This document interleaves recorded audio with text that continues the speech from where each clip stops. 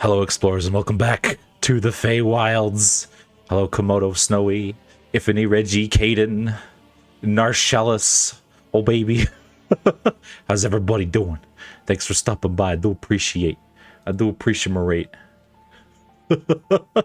Trace and JV, how you doing? Thanks for stopping by. Yeah, so it was gonna be the first. Yeah. There were some things that happened at the end of last session, so that'll be great. Don't worry. Starion will recap all of this for us. Speaking of which, let us go ahead and swap on over because we've got a lot of ground to cover. There's a lot that happened. Also, I'm sorry, Caden. Ruskell nearly died. I take no responsibility. Let's see here. Hello. Hello. Hi. Hey. Hello. Welcome back, everyone, to another session of Tales of the Apocrypha. I am your Dungeon Master, Starion, and joining us is our usual wonderful, lovely group of everyone. Wow. Hello. Wow. Hey, so I'm gonna do something different, and because y'all already know who everyone is, so it's fine. I feel like it's just silly to do like intros every single time. episode. It's Yeah. okay. Hello, we like, got everyone here. Every big like chapter break or something like that. There you go. It's fine. It's fine. It's fine. Yeah. But If you've been here from the start, you're an OG. You know who the OGs yeah. So true. Yeah, but yes, welcome everyone. Glad to have everyone in chat hanging out with us. So yeah, I guess we will just hop right on into it. Yeah. So last session, the group went to see the musical Death of the Valsharess, a production patronized heavily by the Black Brigade, as the telling of the story that was the whole reason for why the Night Court Feast was put on every year in Mithranbe. The group settled down to watch the performers begin their show, mesmerized as they began to tell a tale of blood, friendship, love, and betrayal. The tale of the death of Holarine's mother after Faldwin Coraniel's manipulation and betrayal. As the show seemed to approach its climax, there is a loud, deep rumbling as the theater caved in upon the group below it. They were knocked aside like little more than rubble in the falling debris as they found themselves split from one another. Narshellus had suffered a broken leg and massive head injury, and Yuvari risked her life to shove him through a gap in the rubble before it caved in on top of her. Renarian had taken a severe injury to the head and was in the hands of Yulia as she struggled to keep him awake. One of Arca's wings had been broken, rendering him unable to fly, and Nyalkish had to help support him as they tried looking for their friends. Taffy found himself beside Inspector Ruskale, whom apparently had been impaled by a metal pole near the brink of death. Tove broke her arm on the fall, left with Resh to help guide her through the dark and tend to her wound.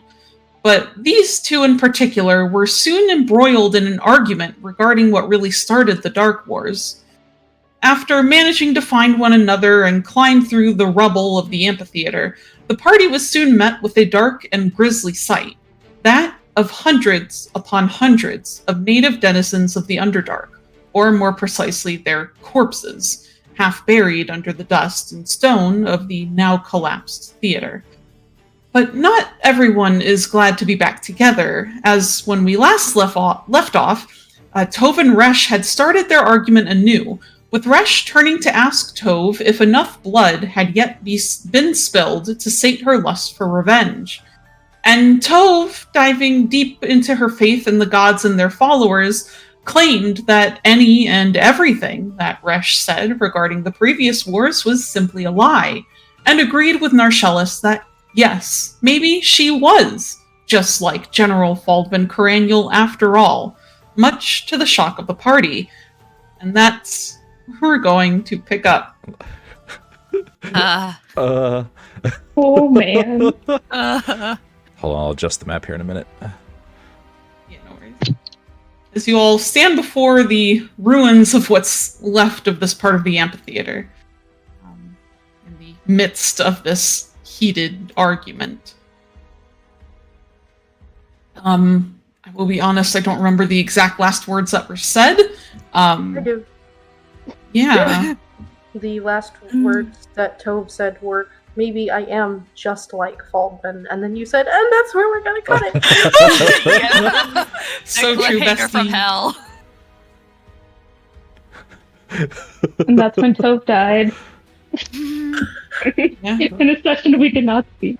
Well, I know that Anna had said that she had to prepare lines for this, so I'm ready. Oh boy! All right. I'm so I excited. really had to do that. I really had to do that. I'm scared. Same. Same. But it's great. So I guess we'll start off with Tove's last line, which is, maybe I am just like Baldman. So, Oh, girl. Okay. yeah, Taffy just freezes. Because he's also helping support Russ Scale, to help, make sure he doesn't fall over. But he's just he doesn't really understand like what was just said. It's like, really? What? Huh? Am I unconscious right now? Yeah. Arca currently thinks he's being punked or something. He stands like stock still, clearly in disbelief. And he said, all he can say is, what?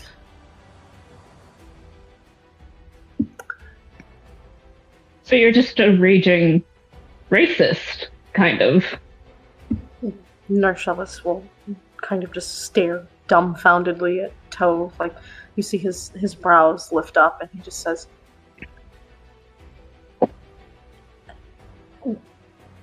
"What? You told me yesterday that you were going to change." And even Ari looks a mixture of like shocked and disbelieving, as all he can really do is kind of stare at Tove with like these wide, bright green eyes. After a moment, he'll finally say, Tove, you cannot be serious right now. No, I think I am serious. I mean, look around at us, and I'll sort of like lift the one good arm, and just sort of sweep it wide at the expanse of just the carnage and the horror that surround us. I mean, if this isn't a sign from Sophis, I don't know what is. I mean, Narcellis is going to take a step toward Tove, and he's going to say, "Now this doesn't sound like your good human mercy, Tove."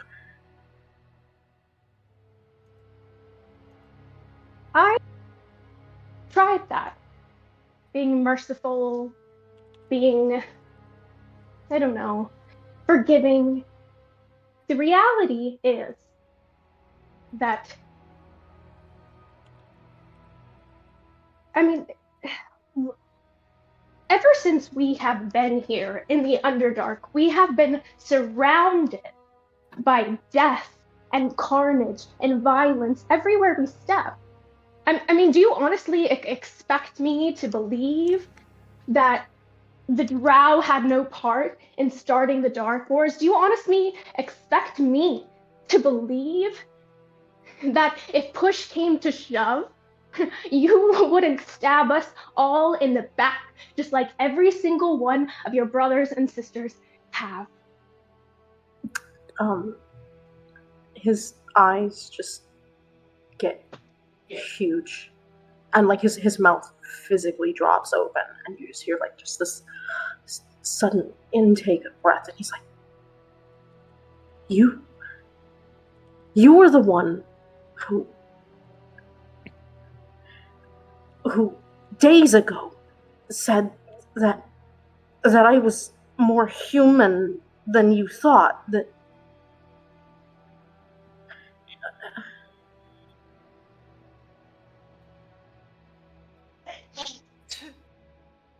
I think I must have been mistaken. Or maybe I was just trying to see some good in you that obviously isn't there. Tove, how can you say that? Narcellus has not done anything to you. In fact, ever since Eastoft, when I first met all of you, he's done nothing but tried to be kind and friendly to you and everyone else in this group. I don't understand where this is coming from. And how can you say that when he walked to the general, to his enemy, and pleaded for us to get pardon of crimes that we didn't commit, and then to get us down here when no one else up there is going to help us, and to just get us to somewhere where we can exist peacefully and try and figure out what the actual hell is happening? Maybe she's charmed. I know what that's like. I'm not charmed, I Taffy. don't think she's charmed. How can you look at all this death and carnage and feel nothing? These were people with lives, and while you may not agree with it, they didn't deserve this. Does your God not teach you mercy? Does your God not teach you that you have empathy? See, I knew this was going to happen. I knew you guys were going to side with them. And Tove sort of like takes a step back as she's just sort of feeling like suddenly she's very alienated from this space, and isn't necessarily finding the, I don't know, purchase that she wanted. None of you understand. None of you get it. I mean, Arca, you're not from Leyrid. Taffy, you're not from Leyrid. Yulia, Yubari, you aren't from here. You don't understand what happened during the Dark Wars. You don't understand what it cost us. you don't understand what it cost us. Right, because you go around killing your own people. So, suddenly that's just, you're the only people who can do that, right? Suddenly it makes you the victim in this situation, Narcellus. It makes all of you the victim. We're the big No, bad I'm not Leyrid. a fucking victim, Tove. Also, real quick, out of character, Anna, check Discord. Oh, yes, I'm But, checking. he's going to step toward her again, a little closer this time, kind of semi getting in her face, and he says, these people that you claim are just, I don't know, that you're above somehow, that you think have started everything, that you think are responsible for everything that has happened to you and your precious little religious order. Do you think all of them deserve it? Do you think all of us deserve death? Do you... And he's getting like physically like angry, and you can see his body starting to shake as he gets just a little bit closer. And he's gonna say, I've seen people die. And yes, it is a normal part of our culture. All of us die, so we might as well make it flashy, right? But then you just, what, you think I deserve to die? You think Zres deserved to die? Is that what you're saying?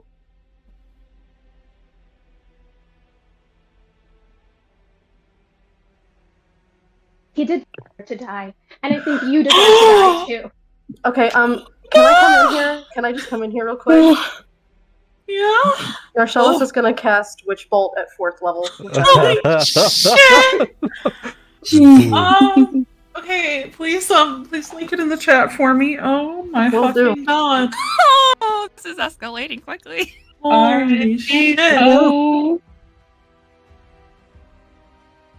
Oh. Oh my god. Just to clarify, who did Tove just say should have died? Zeres. Zeros. Okay. No. Okay. Yeah. Which is your Narchellis' brother. Yeah. who's dead. Yeah, the his dead yeah. brother. Oh boy. Make an attack roll. I mean, unless Which is, like, how many 1d10? well, because you have to make a roll to hit. I mean, Right. unless Anna's okay with it just hitting, like, but I want to give her a fighting chance. I would just say roll. Oh. So what am I think it rolling? should. I think it should be in your attack list. Hold on, I'm on your sheet. Yeah. So if you go to where your attacks are, you have Witch Bolt in there. So just roll it like you would like attacking with your sabers, basically. Now I am Yeah. using my meta magic on it. Does that count? Which meta magic? Empowered spell. Well, such as what max damage? I forget what empowered spell does in 5th edition. And it is I'm casting it at 4th level as well. I don't know if that counts. Oh, it's 50%. Oh, so you extra dice, like half your. Oh, no, extra so dice? empowered spell, you can re-roll a number of the damage dice up to your charisma modifier, which would be +4. So go ahead and roll. What was it? 4th level. So okay. So I think if you click on Witch Bolt in the chat, it should let you roll damage. I think it should ask you what level you're casting it at. Okay. Okay, what? Wait, why did it put it twice? Because it's normal and then the higher level cast, I think. Oh, okay. Oh boy, okay. So Narchellis you feel your anima like begin to gather around you, and the air, for everyone else in the party, you can kind of almost very physically feel the sudden like electricity in the air as Narchellis lifts up a hand and you see lightning crackle out of his fingertips. And so Tove, you will take 31 lightning damage. Oh, jeez. My god. Because I know a 23 hit, so Oh, a 23 definitely hit. yeah. R.I.P. Tove, you will be missed. Will she? Well, shit. Will She flipped so fast. It's like, come on, this guy's just. Yeah. It's just something's controlling her. Uh-huh. Yeah. Her kid's in shock. And I will say he is concentrating. Yeah, because I think that is like a concentration. It's a concentration spell. Mm-hmm. Yeah. So I guess I'll ask Toe, what do you do before I allow the rest of the party to react to that? Oh, I think, God, because that just slices her. You just got fucking electrocuted. Yeah, it's like you can like smell like the ends of her hair, like that like burnt hair smell. Like Oh. it's just like there's a this- couple of spots on like her like cloak that are like clearly singed. So if this is a concentration spell, isn't like Narchellis actively just like continuously lightning you? Yeah. Yeah, it does Yep. like stay on her. Yes. Yes, Yeah, until he's she- like distracted. Yeah. Oh, Like, immediately she's you just like a pile of ash after like 2 hits. No. Oh no, she's trying to like I'm like trying to speak, but like obviously words are not comprehending. Oh, you're fine. Okay. Oh, like Tove right now? No, yeah, that's what Toby. Or okay. Sorry about that. No, you're good. You're good. He. I think it's at that moment. Neolkish actually, she is with you guys. I had to think about that for a second. Like, where'd she go? Oh yeah, we're all Yeah. together. Yeah, Neolkish like kind of takes a step towards Tove, like her eyes wide, and she'll look back over at Narcellus as she says, What are you doing?" And God, probably not to any of you guys, but I guess probably to Resh, like, the way that he is casting is not with a look of malice or malevolence. His eyes are huge. His shoulders are seized up, and both of his hands are just shaking as the spell comes out of him.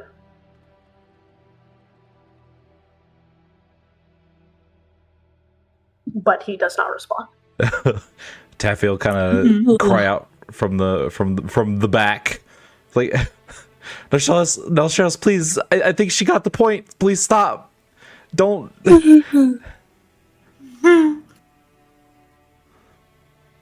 Yuvar's just watching it happen.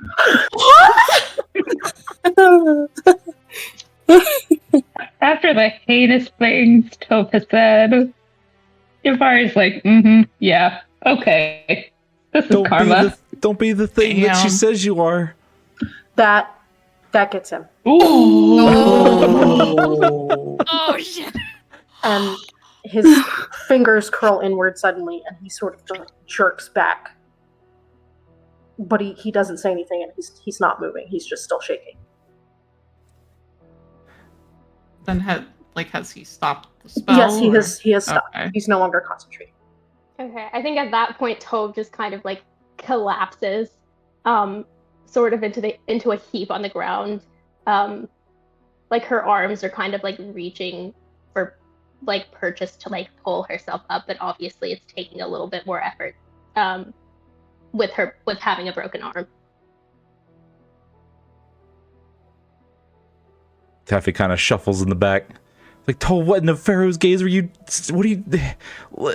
Okay, listen, I get it. We don't understand, and we never could. We haven't lived your life. We haven't been what you are, but we're better than we were yesterday. We're better than the people, the atrocities we've committed. We're supposed to be better, than we were.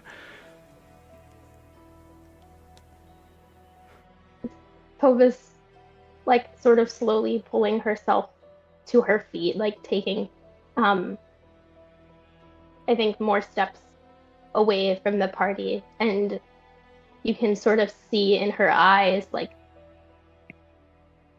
sort of this look of it's almost hatred, but there's something else beneath it, like something deeply sad and deeply fearful. And she just sort of shakes her head, and she says, Taffy, you don't understand. They're never going to change. There's always going to be bloodshed. There's always going to be death, as long as the Drow are allowed to exist. But you can change.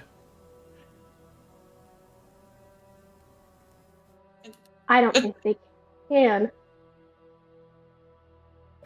It's at Okay. this moment. Oh. I'm so sorry. Go ahead. Taffy's just gonna open his mouth.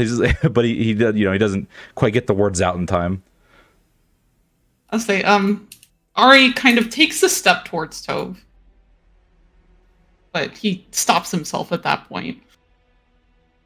And his look of shock has kind of changed into something more like drawn back in on himself. Almost like he's trying to kind of keep his emotions in check. But Tove, as he looks at you, you can kind of see in his eyes like there's like pain there, like emotional pain. And he looks at you and he'll say,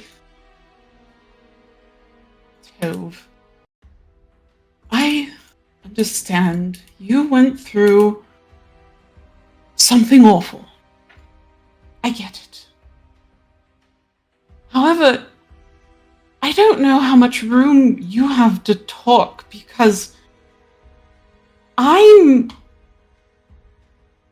went to Darkwood, to Rilovin with my father during that second war, and even I have been able to not try to label every drow evil, even when we went. He shakes his head. I can't understand your logic, your way of thinking here.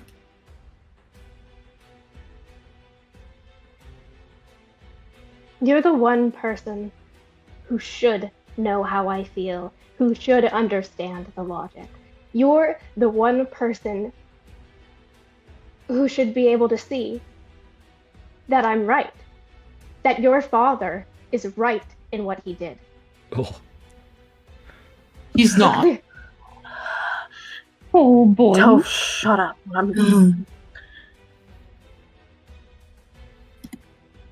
Yeah. At this point, Arca is going to kind of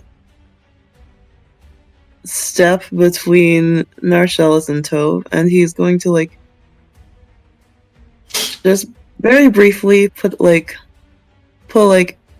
gentle hand on Narcellus's like arm as kind of like a show of like brief show of like comfort and support, and then he's going to be facing Tove from there, and he's pissed. He's pissed. Like his beak is like grinding together. His feathers are on end, and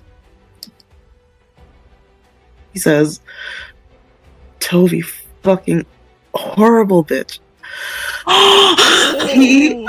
The drow are here to stay. So, you know what? Deal with the bloodshed. Find a way to deal with it. War and bloodshed are a way of life." Narcellus will speak up and he'll say, "She can't, Arca. She's a stupid, miserable, fucking human."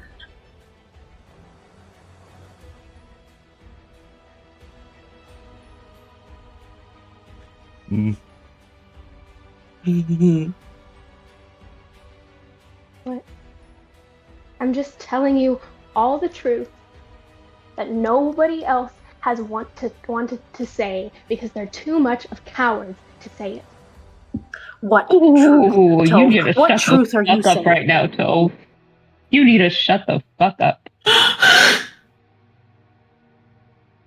I'm telling you the truth that the general hid from you. You want that, right, Marcellus? You want the truth? What was it that you asked me that one time? What's the best thing about being a human, Tove?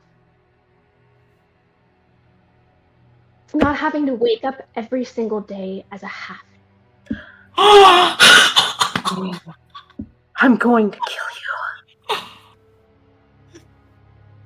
Tove, I'm going to grant you a courtesy that you don't deserve.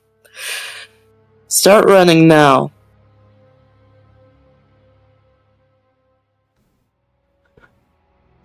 Those words?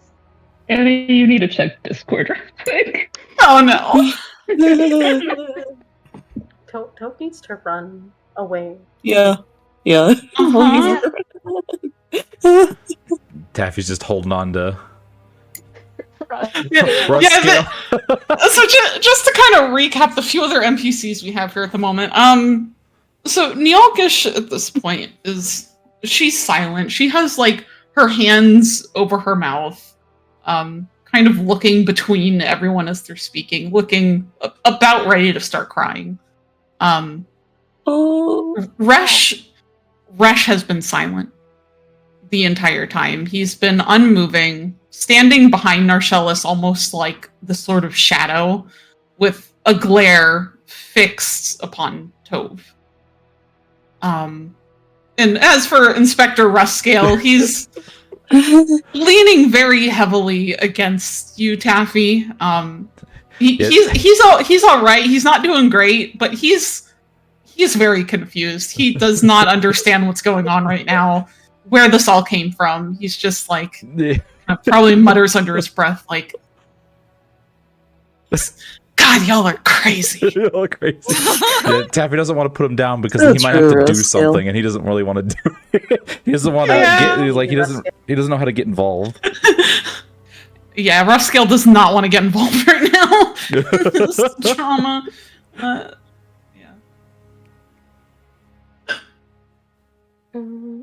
And I think at this point, Tove is just going to take one last look over the party.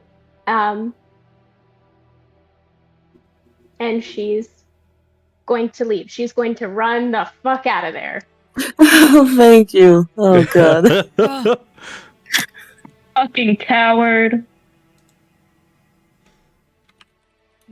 Ari just will silently stand there and just watch as she runs away.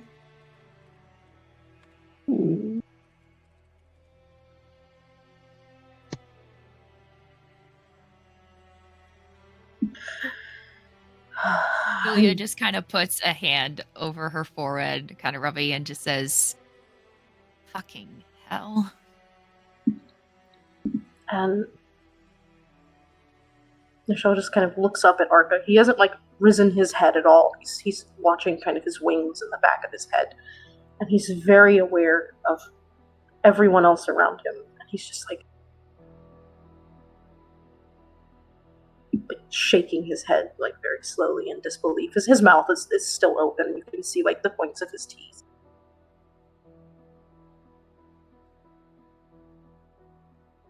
Arca is still very much visibly bristling with anger, and as Tove starts running, like his gaze is like fixed on her, and his muscles are tense, like he kind of like wants to go after her and kill her right then and there. But A ballad of you, bestie. you're right. But he stays fixed in place, and you can just see like his hands sort of like tremble and then clench into a fist. And he's silent otherwise. Narcellus is going to speak up. And it's a different tone from what you guys are probably used to hearing. He goes a little bit deeper, a little bit more relaxed, and he just says, "I probably should have brought this up sooner. This is the third tirade that Tove has gone on. What? The third? Once in Eastoft, after the manor.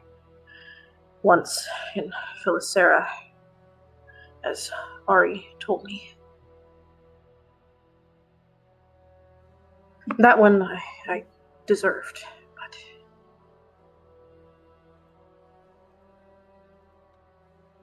Ari will kind of speak up very quietly. I also spoke to her about this when we got to Mithronve.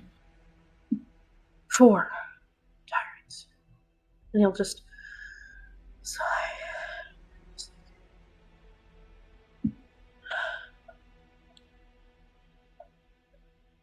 And he'll lift his head and sort of look around again at the carnage that has happened, like all the bodies of people that he might have had the chance to know. And after a minute, he'll look down at the hand that had cast Witch Bolt and kind of awkwardly tilt his head up to glance at Rush. He doesn't say anything about it, but he'll say, "Wait." And Starion, can I send you a message real quick? Yeah.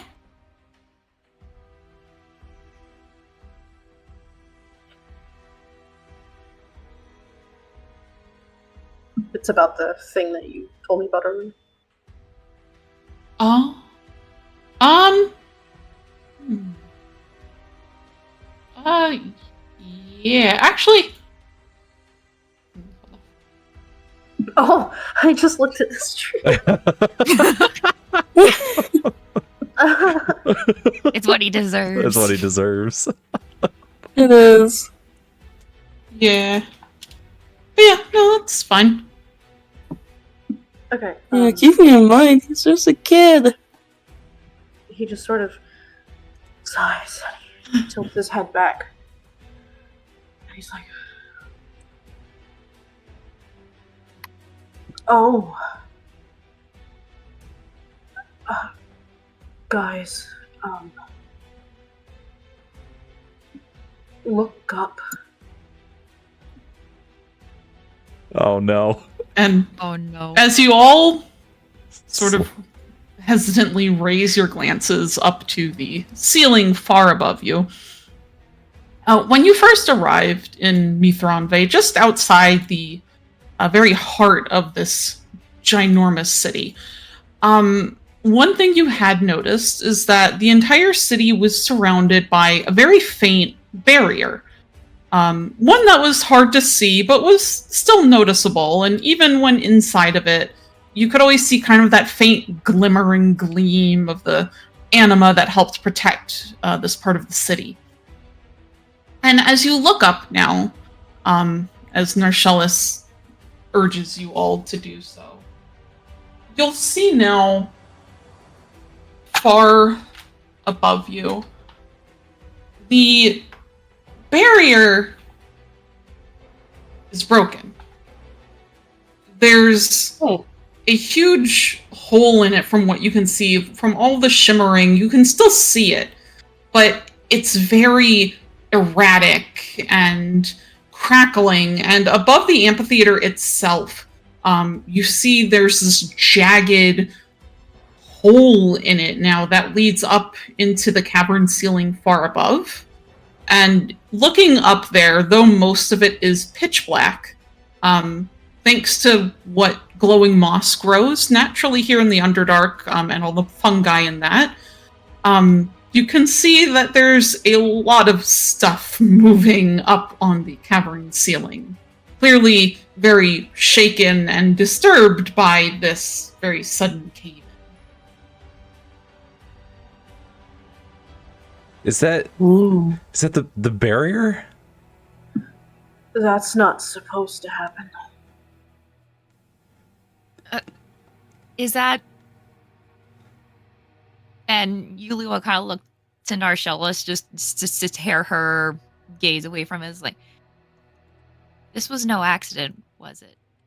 That, and she kind of points up when she says that can't happen naturally, can it? That barrier's been here for centuries. It's not supposed to. It can't break. And he'll turn and just sort of.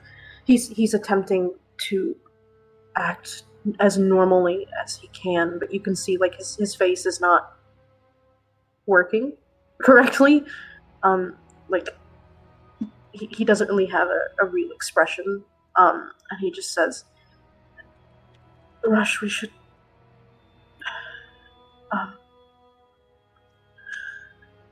you should report this to Matron Hilarion. I don't have rank, but you do.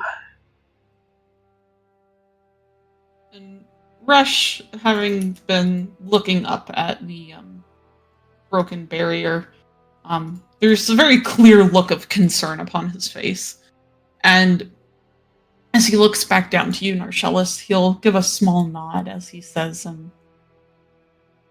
yes, I should.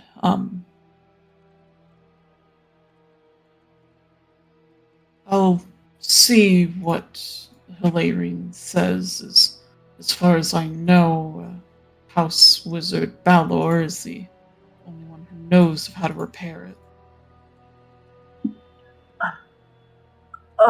And Nichelle just kind of groans for a minute as he's looking around. We're not getting our stuff back, are we? I would enjoy having my stuff back. I kind of miss my faulty daggers of returning.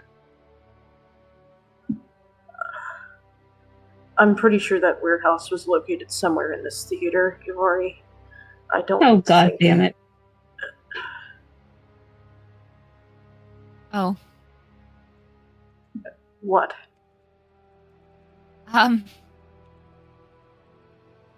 and hearing that, because Yulia's lyre was with that storage area, as she hears that, you just kind of see the start of tears in her eyes, but she can't really say anything because she doesn't know how to say the words. Ivari's gonna reach over and just Well, where do we go from here? Right now, we should probably just go with Resh. moving. I think that it would be a good idea for us to all account what we saw regarding the theater and how many have rejoined their natural place as the dead with our Dark Mother. I agree. It's really unfortunate. So many lives had to be lost. They aren't lost. Michellis will just kind of say this. It sounds half true. I'll say, I told you, death isn't something that my people are afraid of. There's just spiders, right? You remember the performer that ran up on stage? Yeah. It's like he said, doesn't matter, we're all Lolths meet. I don't expect you to understand that. What's... Taffy? Yeah. Is this my fault? No. How would this be your fault? I meant Tove. So he pauses for a moment. No, the only one that can change Tove is Tove. As much as I hope people take tomorrow as an opportunity to not repeat their past, we can't make them. Tove was gonna fall into her own trappings, whether she's aware of it or not. Knowing what I know now, it's probably for the best that we didn't find out what her opinions on Tiefling were. Taffy Glad just to. casts his gaze at the ground there for a minute. Anyway,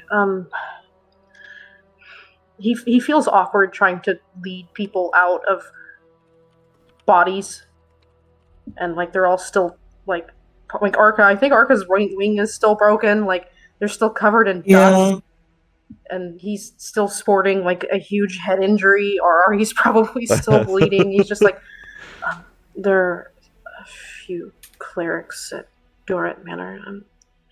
Resh, if you want to go and talk to Hilarion while I get everyone situated, that would be fine. I'll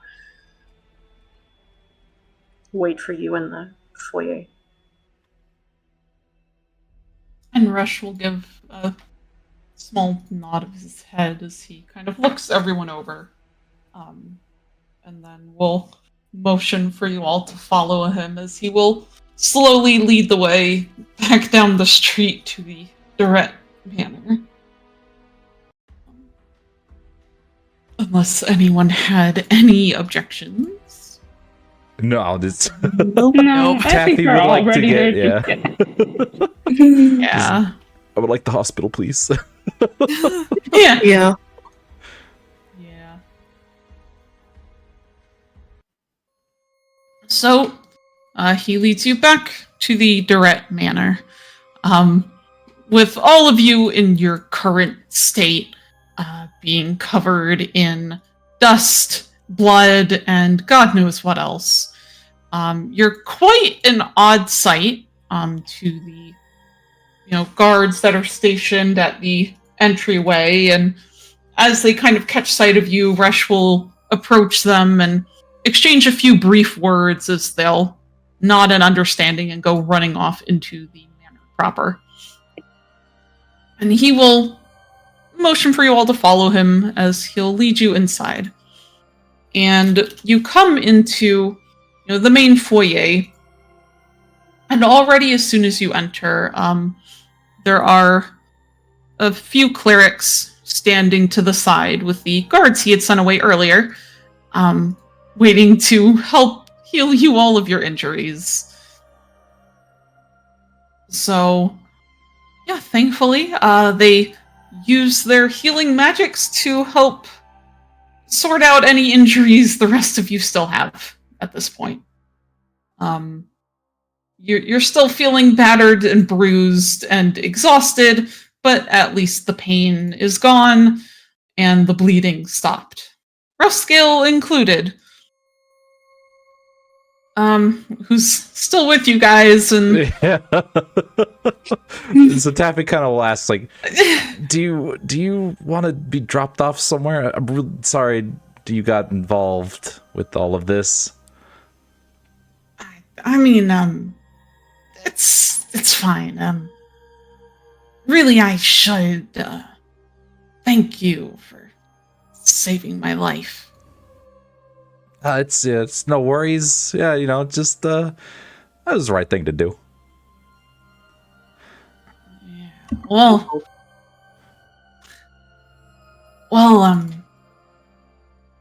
I've got a room at one of the inns ways down the road. So I'll probably be going.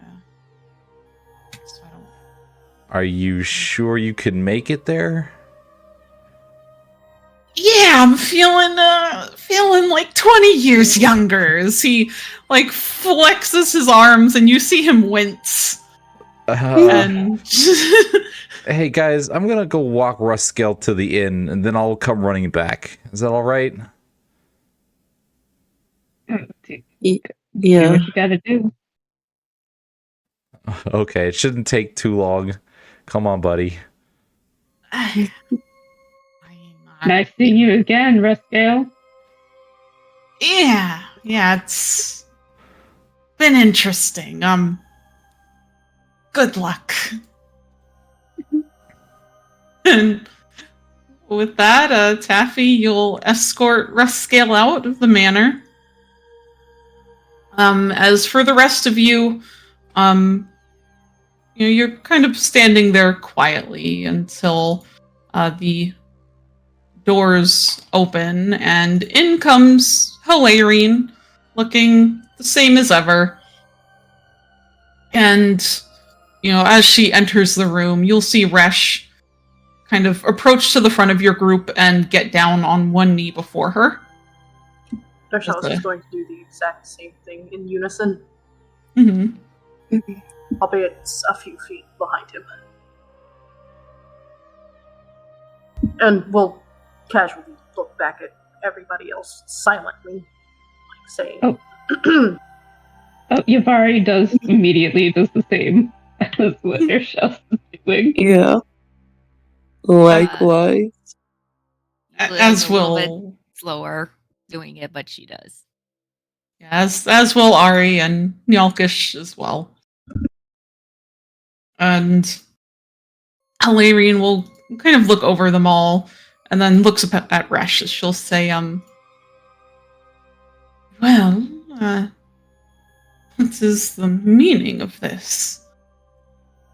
Apologies for disturbing you, Hilarion. I wish to report what just happened. If you mean the cave-in at the amphitheater, yes, I am well aware. Everyone is up in a panic. And Thresh kind of pauses for a moment, kind of taking the moment to like steal a glance towards Narshalis at his side before looking back down towards the ground. So he'll say, if Master Balar requires assistance, I would be more than willing to offer my help. And you'll see Hilarion just scoff as she folds her arms over her chest. Well, good luck getting anything out of that old man. I am highly doubtful that his memory will serve him any good right now.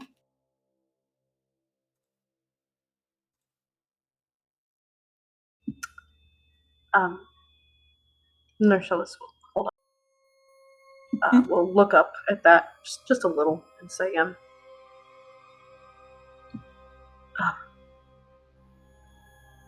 there is one other thing, Matron Hilary. She'll look over at you and like quirks an eyebrow. What is that? I believe we may have seen someone related and possibly responsible for what happened at the theater. Oh? Who is that? When we emerged from the rubble, we saw who resembled Thalriz the Entertainer, looking quite pleased with what had happened. She appears very thoughtful at that, as you see there's kind of this, if anyone happens to look at her, there's this like, sick, almost twisted smile that suddenly comes across her face. Well, I'll be sure to inform my house to keep a lookout for this Thalriz. But if you are so keen, Resh, you may as well go see if Valar can scrape together what memories are left in that dusty head of his to help. As from what I'm aware, no one will likely be allowed to leave the city until it is fixed. Ooh. Fun.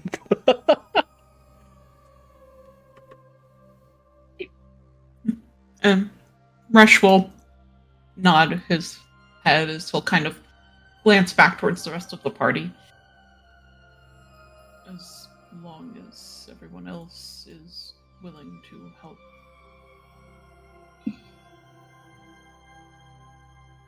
Of course. Not that anyone else has a choice unless you'd like to live in Mithranve for the rest of your lives.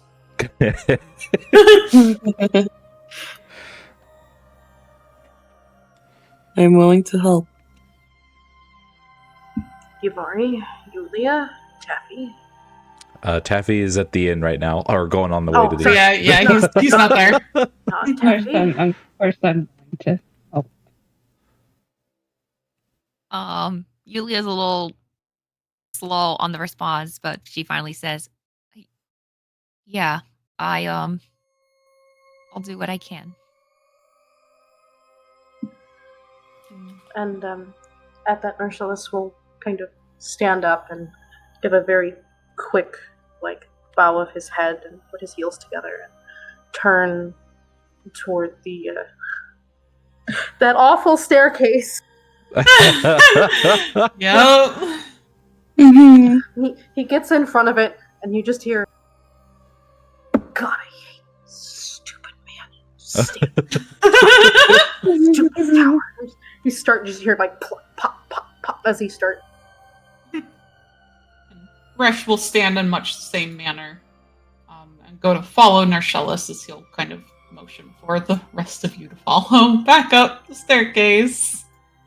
On his way up there, you just hear, it's gonna be fucking prestidigitation. Else what's prestidigitation? I'm gonna open the door and he's gonna say, watch. No, he'll turn toward everyone. He's gonna go, watch. We're going to open the door. And he's going to go, Narshillis, I haven't seen you in so long. Where have you been? We should be starting you on your cantrips to learn prestidigitation. And then he's going to sit me down on a desk and he's going to glue me to it. I'm never going to be allowed to leave. He's just doing this as he's going up the winding staircase, like getting more and more progressively winded. Yeah. And eventually, I will do it again, and I'm gonna kill him. That's exactly what's gonna happen. God. And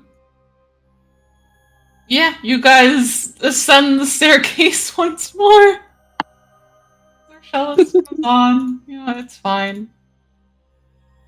As he gets to the door, he just uses the back of his hand, just pounds on the wood, and just opens it and steps inside to accept whatever fate awaits him. And Nershellus will walk into the room with Resh shortly behind him. And as the rest of you come in behind them, you'll immediately hear Balor. Nershellus, it's so good to see you again. Weren't you just here? Oh, he remembers. No? You remembered it? Yes, we were just about to start on Your prestidigitation lesson. we were just about to start. Where were we? And you'll see the wizened old wizard kind of scratching at the side of his head as he's trying to think, and he'll then kind of notice the rest of you and say, "Oh, you brought your friends again, I see." He remembers. Interesting. It must be selective memory. That's selective. Yeah, we were actually here to talk to you about the barrier. Barrier? What did you have questions about it? I mean, I would gladly go into my thesis and all the research I had to do to construct It's the broken. cranial barrier. What? It's broken. And you'll see, like, he stops and just kind of stands there as he blinks at Narshellus. And then he'll suddenly laugh. Oh, that's funny. Narshellus, the barrier can't break. It's made of... broken. Go look out the window and look up. Alright, and he'll march himself over to the window, look out. There's just a very long pause.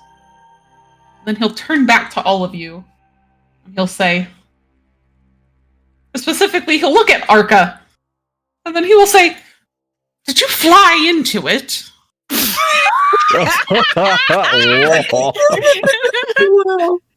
You know, he actually did. Okra. He's not gonna fucking remember. Well, if that's the case, then I think you should be the one who helps me fix it. As you see, he goes over to the large desk in the room and starts shuffling around through all the drawers. You just hear yourself say, "It's not me for once. It's not me for once." It's not me for once.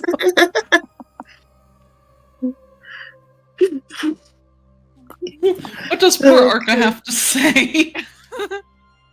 He's staring at Yavari with this look of betrayal.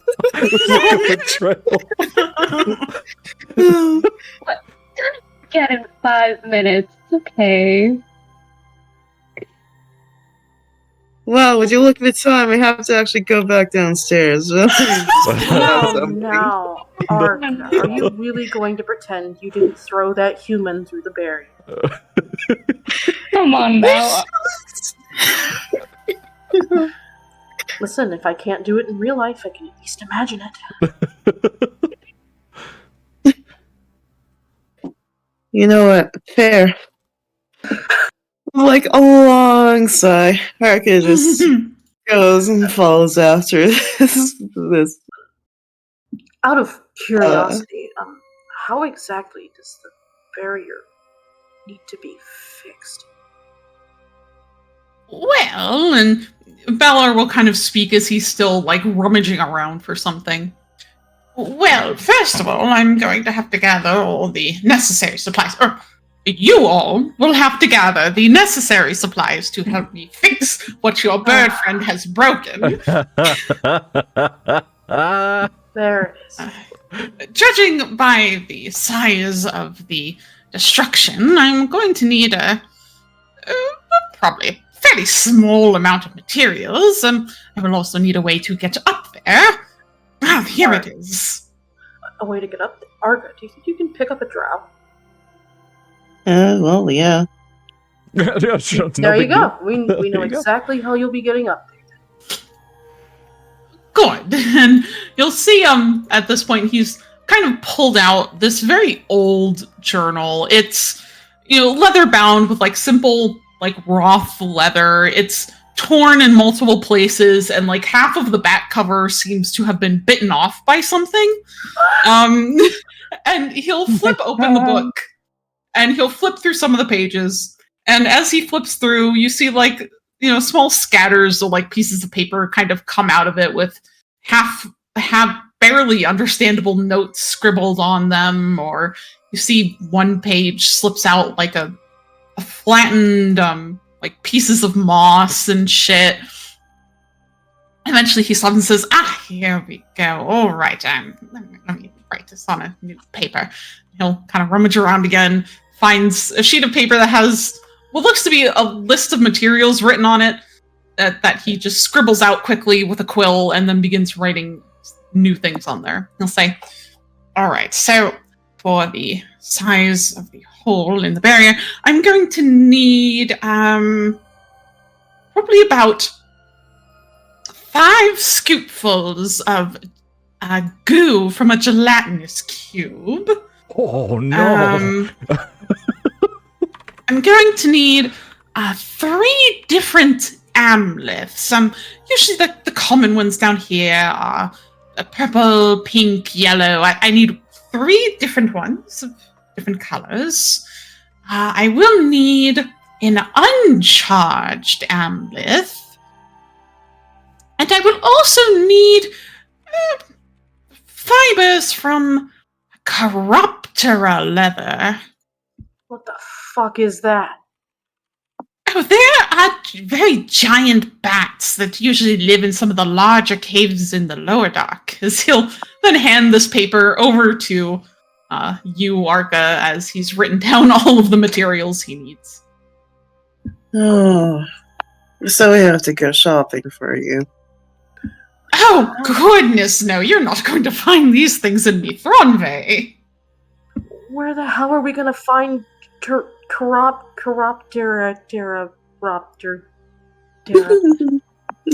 Oh, well, I'll give you something to let you out of the city, because less likely the guards are going insane. Amulets you can find everywhere and under the Underdark. The uncharged one, we'll get back to you on that.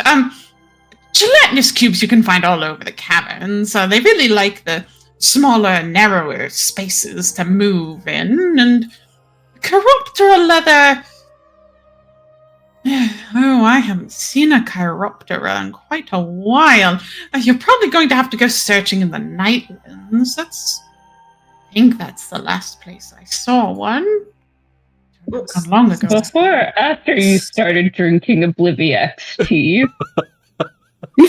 I'm sorry, what was that? I don't think I heard that one. Oh no, never mind.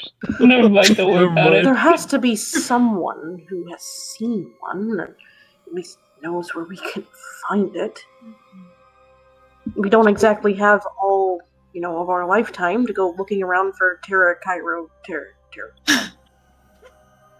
The big bat thing. The bat, yes. Yes, a Chiroptera is a large bat. Usually stand almost 20 feet tall, if I remember right. Excuse me? It's a large bat that stands 20 feet tall.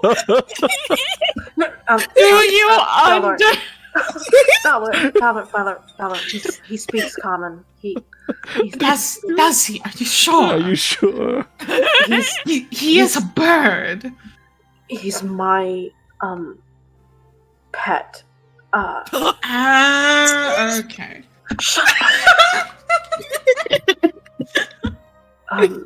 So okay, but where is the Pteropterkite?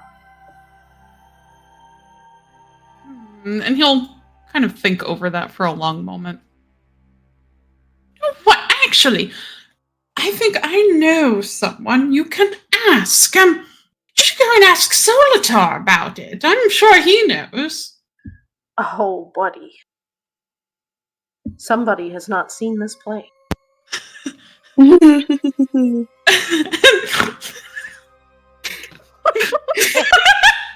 Sorry, I saw something in Discord. Shit. And you'll see, like, Resh kind of looks from Valar to Narcellus as he'll just quietly say, well, you did not see all of it. Okay, I didn't see the part where he stabbed the matron in the chest or whatever. What? Why are you guys being so cryptic about this? I mean, Solitar's probably up in his room. He's probably with Hilarion, actually. Solitar is dead.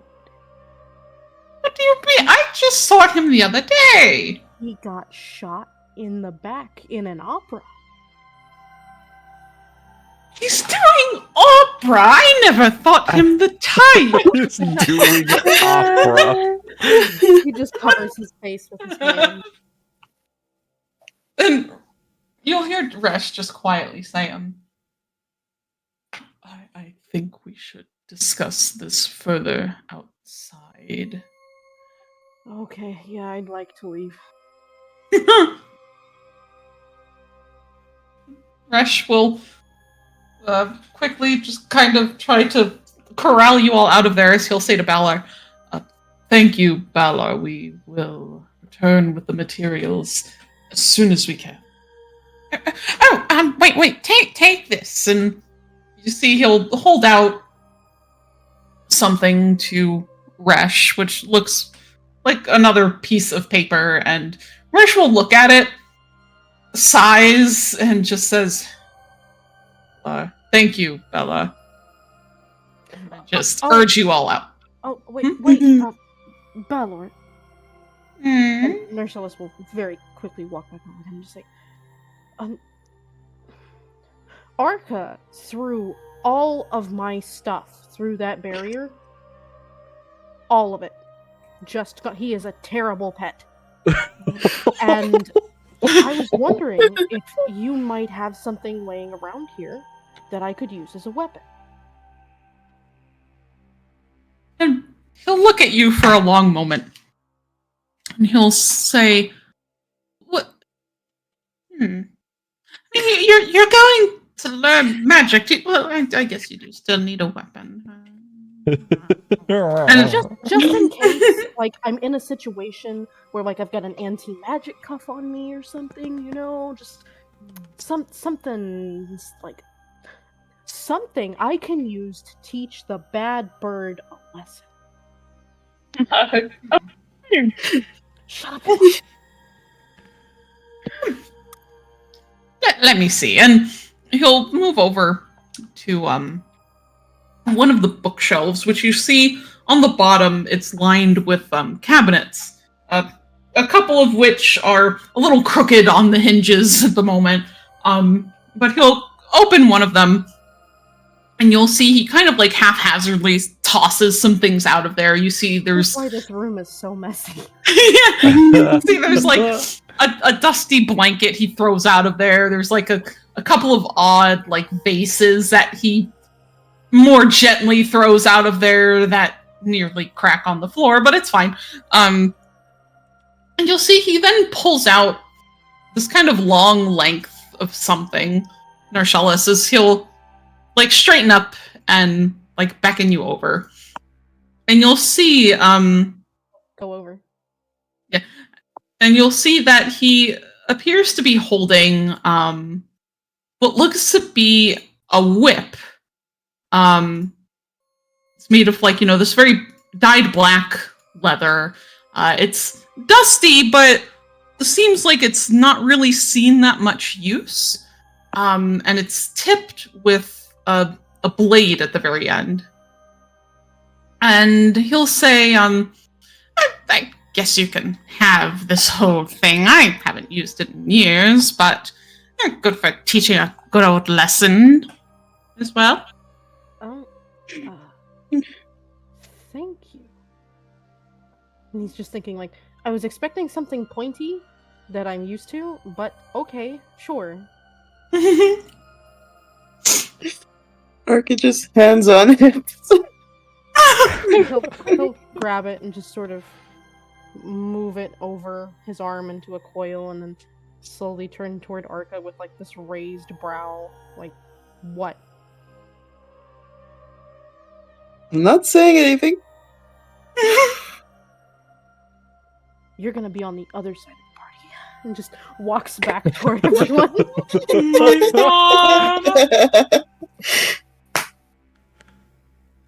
All right. So yeah, you take this and you all head back downstairs. Down the very, very long staircase. And it's at the bottom of it that you meet back up with Taffy. As for you, Taffy, you had a very uneventful walk with Inspector Ruscale back to the inn that he was staying at. Despite the cave-in of the amphitheater, the night court is still in full swing. As all sorts of vendors and people line the streets. And he exchanged very few words with you, as he seems mostly distracted or kind of deep in his thoughts. And, a couple of his parting words to you are probably along the lines of, you probably won't see me again much. I've got some leads I'm following that aren't related to the Padlock Guild anymore. Oh, well, that's just such a shame. I always had a fun time, having you chase me down. Oh, don't worry. I've still got an eye on you, Cat. Oh, of course. I wouldn't have it any other way. He gets nervous again. Thanks, though. Yeah. It's, I keep telling you, I'm not like a criminal. I'm not gonna just leave people to die. So you say. And with that, he would have chuckles. Yeah, and with that, he would have just walked back inside, allowing you to head back to the manor. And so now here you are. You've met up with your friends at the base of the staircase. They all seem about in relatively fine shape, and you'll notice like there's a new whip now curled around one of Narcellus's arms. Ooh. And as you join them all, I don't know. Well, actually, here I'll see if any of the party would like to say anything first. I guess. I'll go. Narcellus will kind of give a nod to Taffy. He still looks incredibly emotionally drained and tired, but he'll say, at some point we're going to have to get all of you new gear, I guess. I don't even think Yabari has her spell books right now. I do not. Taffy. And I'm upset. Oh no! Taffy chirps up a little bit. I was thinking about that. So those grabby hands that came out and took our stuff, is that that's not where the amphitheater was, right? Yes, it probably is. because I don't think we're getting that back anytime soon, Jeffy. Oh. Hold on, and he'll turn towards Resh suddenly. What the fuck is this about this guy? Why did we have to leave the room? And Resh was looking again at the paper Solitar had given him, and he looks up at you. Balor. Wow, yeah, Balor. Balor. I know there's so many names. It's okay. Yeah, there are. He looks back up at you, Narcellis, and he'll say, I really only wanted to leave, so we did not start talking in circles with him again, but Solitar's not dead. Yes. Come again? He was. Huh? I know this is like bullshit coming from me, but that's not possible. And why do you say that? Because Fulgen murdered him? We saw it. I mean, we didn't see the real thing. We saw the theatrical version. It was beautiful, by the way. But like, he shot him 3 times in the back. I watched the actor die. And Resh, kind of stands there for a moment before he'll just say, it's... So, from what I've come to understand of what occurred, mostly from Hilarion, after his death, she took him to the Kilana house. I'm sure you know of them. And all of a sudden, he'll just like turn and just start slapping Yavari on the arm with both of his hands. No, Yavari. Yes. Kawana was the name of the Drider lady. The Drider lady had that name. Something Kawana. Something House Kawana. I forgot her name. Yavari. Wait, the big spider lady? Yes, the big spider lady. That one. I can't remember. What is her name? Slap. I have like slap. for one time. I don't fucking notes for that session. I'll Yuvari's like No. kind of like hitting her forehead to remember. Just like turns and whirls at Resh like, I have a message for that guy. You have to tell me where he is. I have to tell him the spider lady said I don't remember what she wanted me to say. But I gotta tell him something. She says hello. I think. Go ahead, Arca. Okay. What's her name? Anor or something like that? Anna Kalana, yes, it rhymed. Oh my god. Yeah. I think she said she sends her love. Oh, that's disgusting. Yeah, right?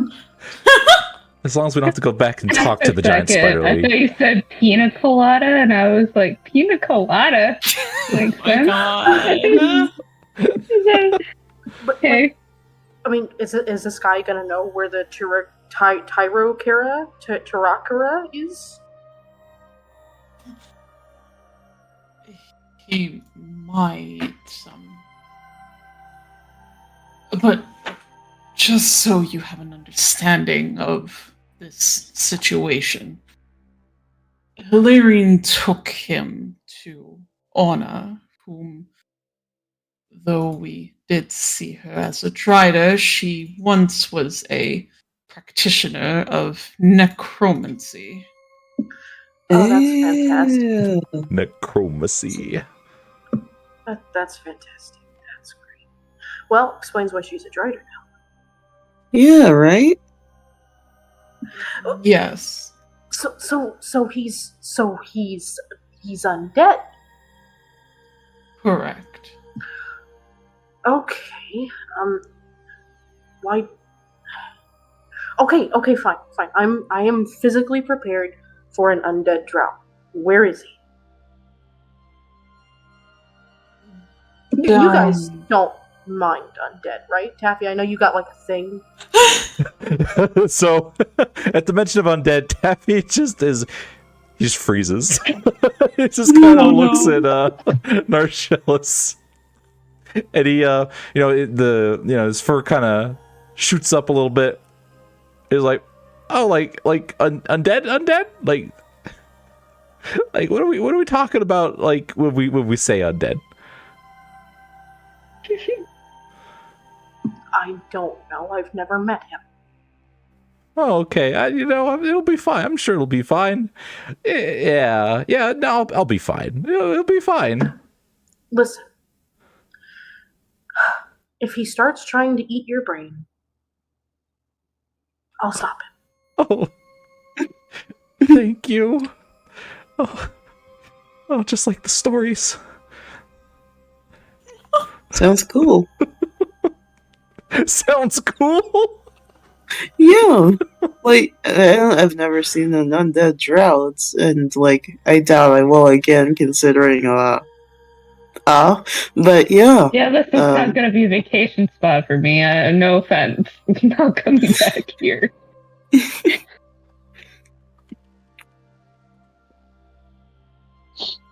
He's not actually gonna eat our brains, right?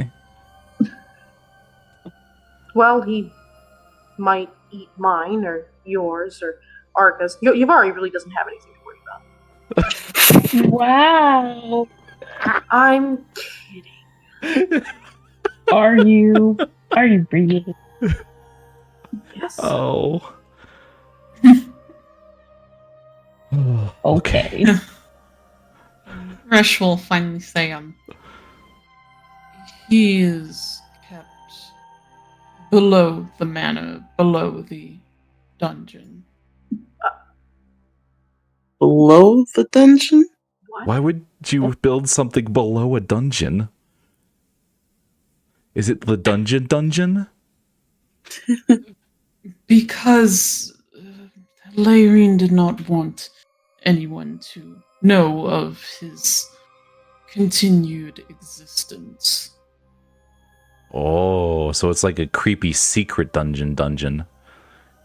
Yes. Cool. Sure. Sure.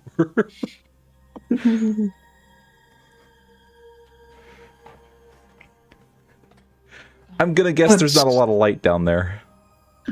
Wasn't he a... Oh, God. I've heard stories about this. Wasn't he a bard? He was. I will. Oh, yeah? I apologies, but I will just say that if we are all going to go down there, try not to give him what he wants. He's very persuasive. Maybe Yulia can talk to him. She's a bard. Yeah, bards are real Bards are- cheery. Yeah, Yeah. Don't they have, like, Yeah. telepathy with each other or something? Bard to bard Do they? communication. I just figured, they always know how to compliment each other's music. So, for like the majority, since we love the theater, Yulia just kind of just has this sad, distant look on her face. And she hasn't really said anything because she's just trying to work through emotions right now. But and she's like half engaged or half listening to like what's being said. But when you do say her name, she does take that in and she looks up and she kind of says, "I'm sorry. What did you say? I'm so sorry." Okay, I take it back. Maybe Yavari will be the one we don't have to worry about with the brain eating. Anyway, I was saying maybe you can talk to the bard. Oh, yeah, I can try. And she'll look at Resh and say, what can you tell me about him? Like, what I guess, what sort of notoriety he has to him. Yulia? Yes? We just found out that he's undead and he's been in a hole for 300 years. Oh. Will he even be able to, like, say proper words? I mean, I doubt he has had anybody to talk to him in the past few centuries. Oh, I'm sorry. And she's just really just trying to just piece what was said in the last, like, 5 minutes. And then she'll just kind of take a deep breath and say, well, maybe if words don't work at first, I could try a song. Maybe. It depends on what we find of him down there, I guess. Rush, you clearly know how to get down there. Do you think you can, I don't know, get us in? I should be able to, yes. As for your question, Yulia, he is very much not in a stable state of mind. He's had no one to talk to for the last 350 odd years other than his sister. Very, very occasional meetings with other people if she needed him to speak on her behalf, and myself. I see. And I guess all I can say is I will do my best to reach him. He opens his mouth, and all that comes out is ah. Like, what do you do then? I'm dead. Well, Yavari, then we know that you're fluent.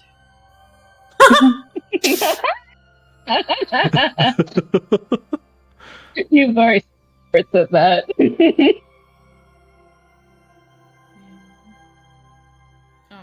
And, Resh will just kind of shake his head slightly before he says,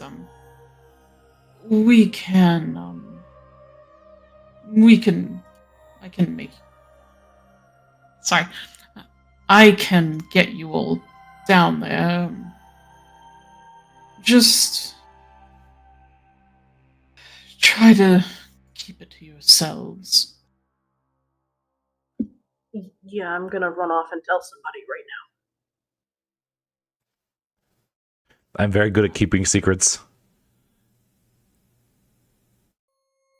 I won't be saying anything. Who would I tell? Would anyone Rush. believe us? Rish just sort of like inclines his head slightly as he'll nod to the side, and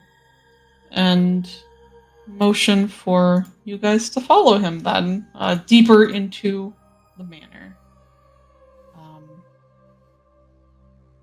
And as you make your way, you'll notice, the manor is abuzz with activity in the wake of the broken barrier. As you'll see, people quickly moving about and no one really stopping to harass you guys or ask why it is you're here in the Dorette house. And even if someone does kind of give you an odd look, they'll see Resh, exchange a look with him, and then quickly move on their way.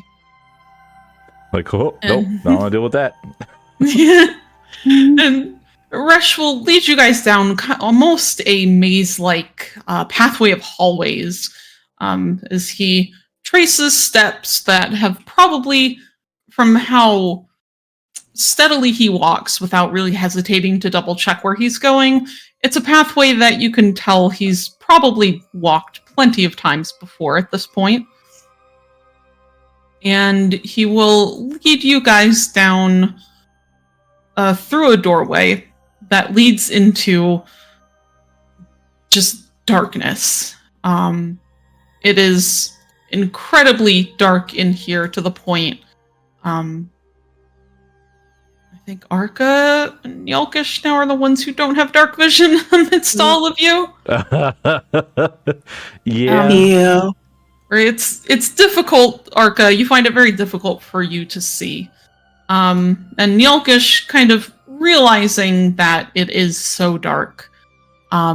She kind of walks up to you, and you see that she holds a small sort of coin that she'd had earlier, and it's glowing again, and she just kind of wordlessly holds it out to you. She'll say, here, since I know we both can't see very well.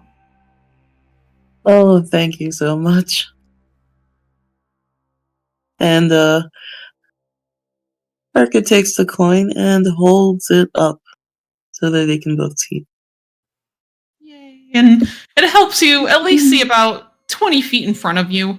Or maybe a little farther, but it's very dim otherwise. And with your light in tow, the rest of the party, thankfully, your eyes adjust to the darkness as you descend down a narrow and somewhat steep staircase down into the basement of the manor. And it's down here that you walk through the hallways of this dungeon, and it's very much, for all of you, reminds you a lot of Philisera. When you had been taken down into the bottom of the Philisera estate and thrown into a cell. Oh. It feels a little more dark and a little more ancient almost. Like the air here is just stuffy and wet and dusty, and it makes your lungs just feel very heavy. But Resh will lead you all without issue, down one hallway, taking a turn here, another turn there, managing to avoid the guards for the most part. And again, even when encountering one, he's quick to dismiss them away. And as you all come to another door at the end of a hallway, one that appears to be made of metal or stone, you see there's a rather large minotaur blocking the way. He has like grayish brown fur covering most of his body and wears very drow-like armor over himself as he holds a spear in one hand that he holds at his side. And from what you can see as you all approach, his eyes are wide open, but blank. And even as you approach, he tilts his head, and the way he looks is he's not really looking at any of you. And he'll say, who goes there? Oh man, is this guy okay? Rush. I mean, I don't think so, but you can pretend he is, right? Sure. Rush will kind of lean down towards you, Narcellis, and he'll quietly say, he's blind. Oh. Okay, I see. Do we have to kill him? Oh my god. Resh sighs, and he'll just kind of take a step forward. Assuming his very rigid, usual posture, even if this Minotaur can't see him. And he'll say, I am here to see Solitar. Who are you to ask for him? And you see he stops and thinks about it for a long moment. And he'll say, Rush Nokuvir, House Master Assassin for House Duret. He'll look back at Nershellus and just quietly shake his head. He did open his mouth and was looking at him like, and he just he closes his mouth. The Like, Minotaur. you can see the what in the hell on his face, but he's not saying anything. Minotaur kind of gives a snort. He'll say, very well, Master Resh, but who are all these others I smell with you? Narcellus will open his mouth suddenly and go, I'm gonna use vocal mimicry.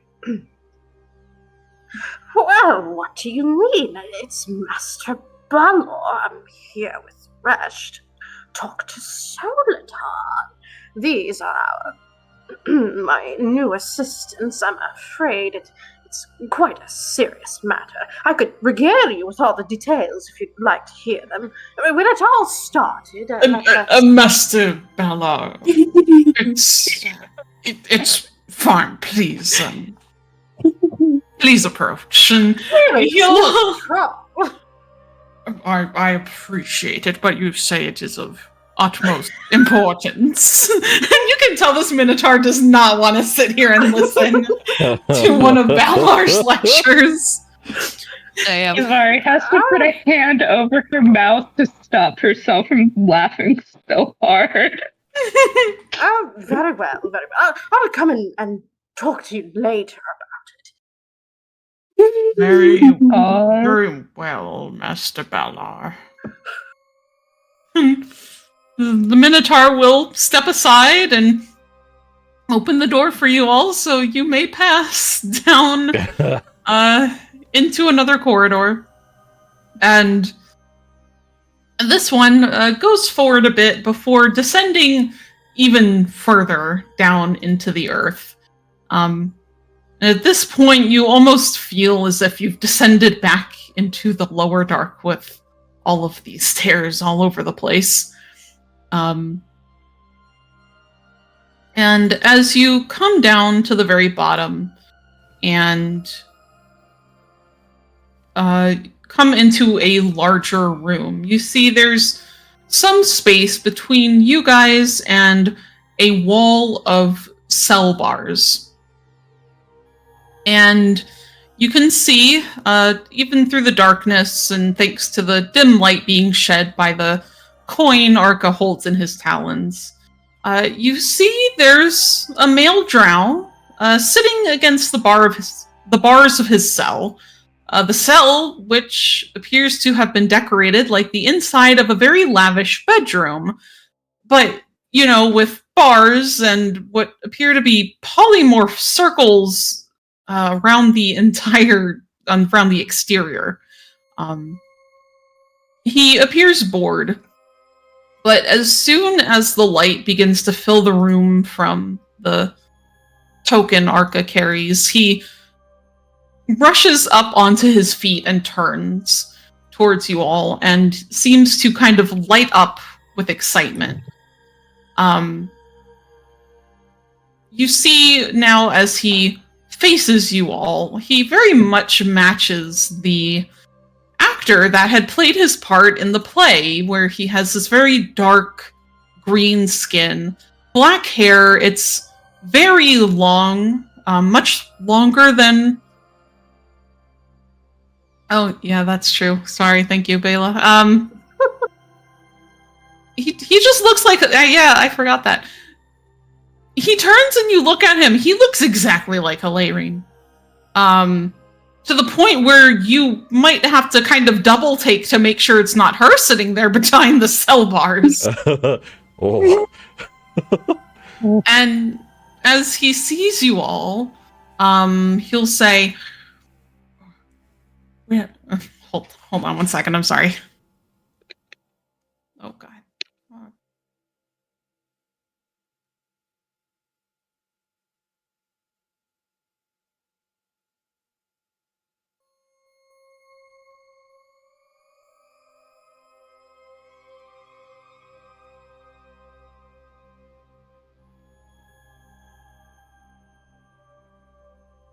And as he looks at you all, though he appears very bright and suddenly very interested in your arrival, the voice that comes out of him seems very void of emotion, as he'll simply say,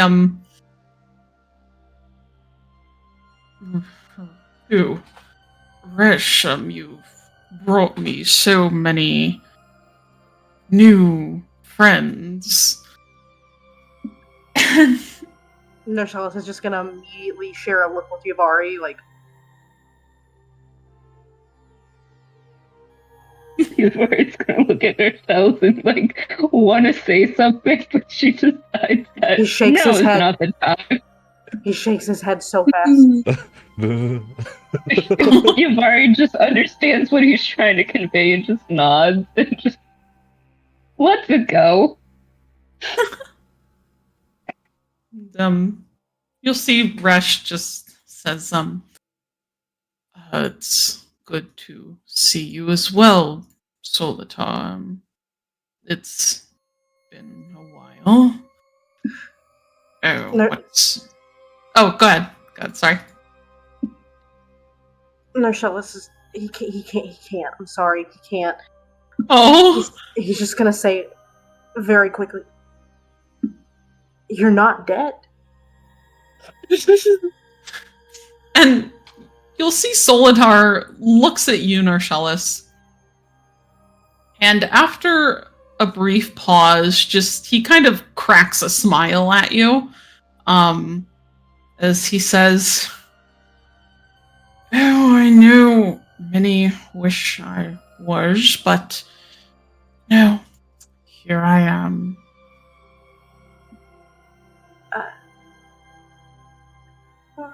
Okay. Oh, wait, you're solid. You are so okay. Fuck. And just like reaches up and rubs at his face. He's like, "I was supposed to deliver a message to you." For me? Yes, from oh my god, from Anna Kalana. And as soon as you say that name, he leans forward and like grabs at his cell bars and narrows his eyes suddenly in suspicion. He'll say, she still remembers me after all these years. Yeah, we met her. She's terrifying. Oh, I know she is the most terrifying beauty I've ever known in my entire life. Okay. Okay. Okay. She is horrifying. Yes. You know, I once slaughtered nearly 200 goblins to spell out my devotion to her in the streets just beyond the Kalana estate. Man, get you a man who's just slaughtered 200.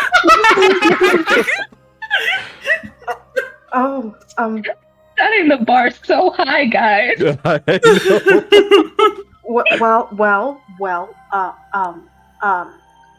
That's dedication. I know, and she never noticed. She said she wanted me to give you finally her love. Her what? I know. I know. She loves you. Finally. Maybe the goblins did it. Solitar just kind of stands there, staring at you. And then very suddenly will... God. Well, now it's not fun anymore. He'll just Did you tell him that she's Shut up! Shut up! Shut up! He'll just reach over and grab her and just like shake her by her collar. He leans know what? forward, very interested, like his face pressing against the bars. She's what? She is so excited to see you again. She is so excited to see you again. Completely Shut in up, love you with Mark. you. I think you know what? I misspoke. I was thinking of another person. So sorry. Yeah. Yeah. And She's gonna lean over to Nurse and go, "Why?" Shut up. Just, I'll tell you later, okay? You don't tell somebody that someone that they like is that, okay? You don't do that. And he'll turn towards Solitaire and he's like, she actually, yeah, she sent me here, barely escaping with my life from how horrifying she is. she is certainly beautifully horrifying, is she not? So, incomparable. Okay. Really, after all this time, I can't believe she still remembers. So, we actually were coming down here to ask you a question. Really, Rash, after years away, you only come back because you need something. You know, I need something in return. In fact, maybe we can trade. Would it be like, I don't know, a revivify spell, a druid? Oh, revivify won't work on me now. Now, all I want is to be let out. Just let me out. I don't think we can do that. Mari wants to say that she looks so content behind the bars, but she doesn't say that. Does he like try anything? Is he trying to use charm or? Hold on, I gotta look at his stats. So, Uh-oh. I remember they're like big. Well, They're to be big fair, stats. I didn't know we were going to be meeting my one-shot character. That we were supposed to play. I broke him, and I regret it now. I think he can only he got a stat increase. I think he can only roll a 19 on any charisma, so that's not good. Yeah. That's not I just good. wanted to break something, but no, Starion's using it against me. You just like that's still well Oh said. no, You got really the good will, right? consequences of my own action. Oh no! Look at Ah, the consequences of my own actions. for right now, no, he's just asking you to let him out. That's what he wants in return. well, let's see. I'm just gonna save because like I personally feel for you. So Solitar, I feel for you, but I already know what's gonna happen is you're gonna hear, that's not possible, Solitar, from my brother. He's my brother. Oh, I thought for sure you were one of his kids.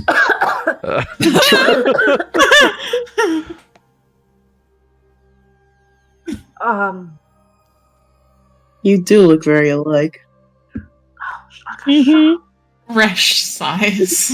The temperament is vastly different, though. It's uncanny how similar they look.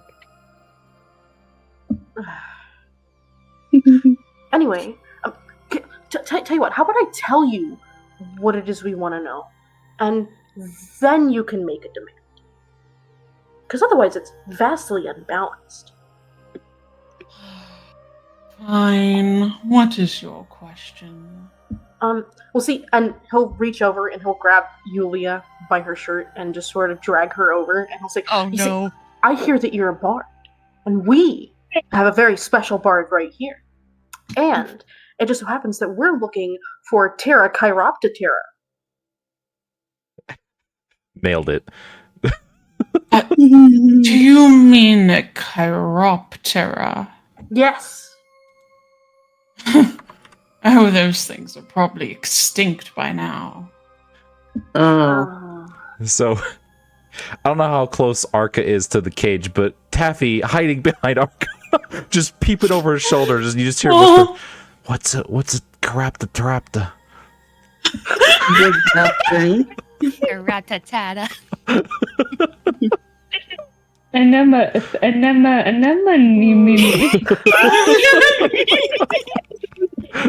It's a big bat.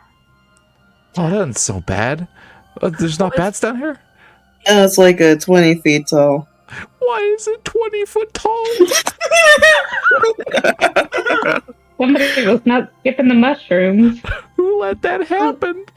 I mean, Balor was the one who sent us down here. So, I mean, like, what does Yulia have to do? Like, what is it that you guys like? You're a bard. Like, what does she have to do to get past the bard secret to figure out where the pterocopter is? Solitar's just looking at you for a long moment. What bard secret? In fact, I might know of somewhere where you could still probably find a corpse of it, or some old drow probably like to preserve their wings as trophies. That would work. But I'd really like to be let out first. And Nershalis, I need you to make a wisdom save for me. I'm gonna die. I'm gonna die. Can I actually use something on Nishalis? What would It's you not. like? It's not gonna work, Yulia. Just charm fight. It's not gonna work. Well, no. What do you want to use? Intellect Fortress. Oh, what is What is that? If you want to link it for me. Oh, It, that's such a good spell. Advantage in Maybe it saving will. throws. In Okay. wisdom, intelligence, and charisma. Yeah, on, then 20. roll with advantage. Come on, 20. And Did you get a 1? I'm dead.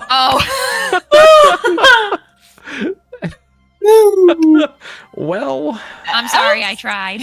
you sure tried. It's still thought that counts, Yeah. As he says this yet again, saying, "Oh, just let me out, and I'll help you find this chiroptera, whatever." As he says this, Narshellis, you kind of feel like, yeah, you know what? Maybe letting him out isn't that bad of an idea. Like, look at this guy. He's been caged up in here for 300 some years, and he's nice. You should let him out. You should do it. And Nershalis sort of just slowly reaches out toward the bars where the lock is, like the magic locking mechanism. What's he doing? What is What's he doing? Nershalis! I'm just letting he makes a good argument.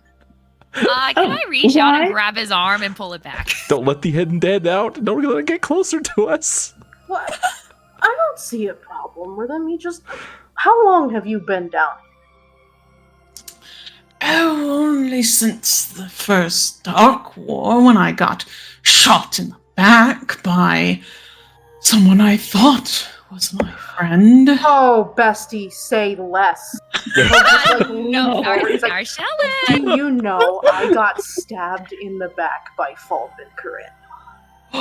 He shot me in the back too. I Man, understand. that guy. you. You know what? How about this? Since you both have experience with this god awful person, maybe in exchange for information, maybe you can just swap stories about your times together with him. Yeah. You know I what? mean- Go ahead. It would be so nice to have someone else to talk to once you let me out. I Now wanna- that is a little high of a price for what we're trying to exchange with. It's not. Yulia, Marcellus. I would like to ask a question. Oh boy. Why is he down here? That's an excellent question. And she'll look at Resh. Why is he down here? Resh will look from you guys to Solitar. Raises an eyebrow. Solitar just gives a very dramatic sigh. I'm down here because after my sister decided to take my corpse over to the Kalana estate, I was sucked back into my body. Do you know what it's like once you've died and you've become the little spider minion that you are going to be for the rest of eternity, serving our very lovely dark mother? You are suddenly ripped out of that and put back in your body, and then sometimes that I feel like I'm still a spider out there in the world, just running into a wall constantly. Yeah, I can't say I know that feeling. I know that do. feeling. It's like a very You know that feeling? Spider buddies. Yes, it's like my spider body still exists, and yet my mind is here. But it's like I'm still that spider sometimes. But regardless, that is why I'm here.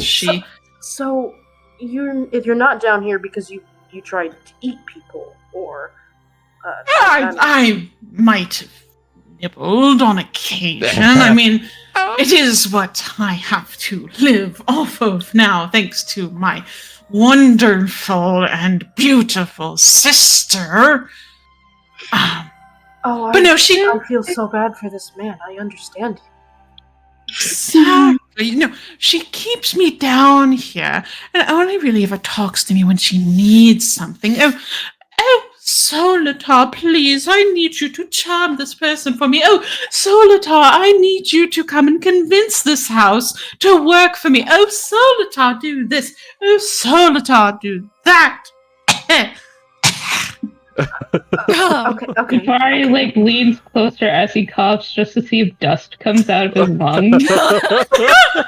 a little dust does come out, yes. Oh gosh. Guys, I Siblings. told you. Siblings are terrible, aren't they? What? Actually,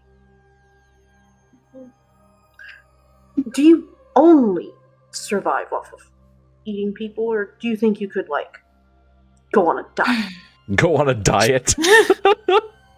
I've tried eating real food, but then it just sits there in my stomach. I really don't have to eat. It's just the urge to bite something just becomes too much sometimes. At this I point, understand that too. Taffy has Okay. left behind Arca and is now pressed the hell up against the back wall right next to the door. Ready to Poor just Taffy. go. Nursella just turns and looks at Taffy. He's like, Taffy, we can't leave him here. I'm not going anywhere yet. I'm just observing from the back over here, away from, don't want to get in anyone's way. Fresh, Yes. I'm gonna ask you a really messed up question.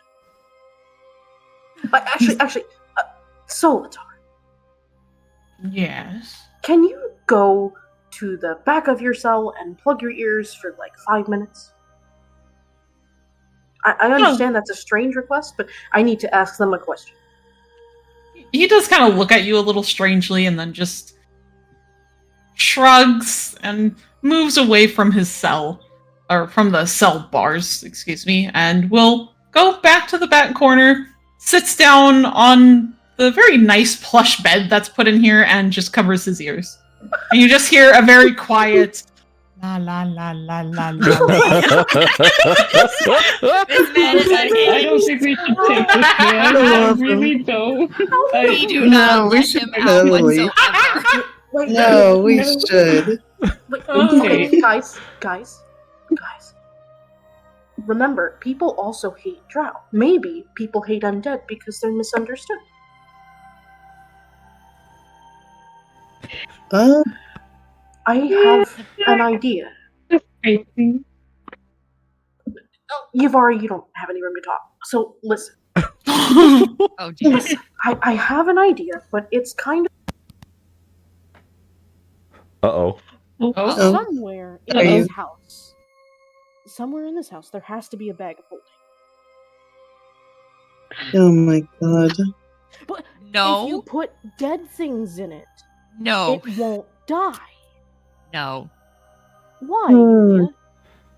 That sounds like a bad idea. Do we really want to make enemies of the house that is holding him down here at this We're very gonna be- moment? Well, they're not gonna know he's gone. I mean, what if They we put, will like- eventually, and they will know we are down here.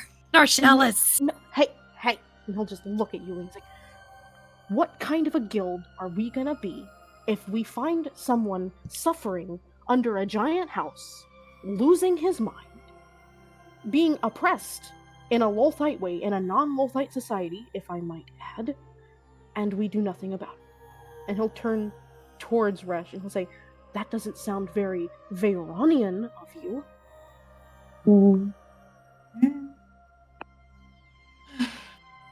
Resh just kind of, grimaces a little at Narcellus as he'll just quietly say, I understand, but there is a good point in not wanting to upset Hilarion while we are still here. Yeah, but we have to go find this bat thing. He knows where the bat thing is. What if we agree to let him out afterward so we can go and find this thing first? Fine, but only if everyone actually agrees to it. I'm kind of tired of being promised things and then they don't come to fruition. We're actually gonna let him out? Do we want to like fix the barrier first and then? Oh wait, I don't know this. Never mind. Yeah. And he'll just turn and look at Runorian and he'll be like, "You're on my side, right?" Ari, throughout most of this has been fairly quiet, kind of seemingly lost in thought. And as you speak to him, Narcellus, he looks up at you, almost maybe like you kind of snapped him away from his thought. And he says, yes, I do feel bad that he's stuck down here. I mean, especially since, your dad killed him and all. Right. Right. Ouch. And he kind of looks back over towards Solitar at the far side of the cell, and then back to Narcellus as he'll say, he's probably going to try to kill me too, but it's fine. Hang on. And he'll I mean, Oh, go ahead. I heard Guy try to say Oh, Oh, no, sorry. That was just more just a sound of like, Oh, okay. he'll turn Continue. towards the bars and just start waving his hands at the man singing to himself on the bed. and it takes Solitar a moment, but eventually he notices you waving at him, and he'll get up and come walk back over to you, his hands lowered now. Yes. So, I have a proposition. All right. What is it? But you have to agree to two things if you want to get what you want. I suppose that depends on what those things are. Well, it does end in you getting let out. I'm listening. You tell us where to find the Chirotira, And you agree not to kill my wood elf friend, or any of us. And when we get back, we will let you out. And it's at that moment he kind of looks over the whole group in detail. As you seem to have mostly been focused on just a few of you, and he finally now notices Ari, who'd been kind of standing a little further in the back of the group, behind a few other people, and he'll say, "Oh, you even brought him with you." You just hear Ari sigh quietly. This poor guy. Brought who with us?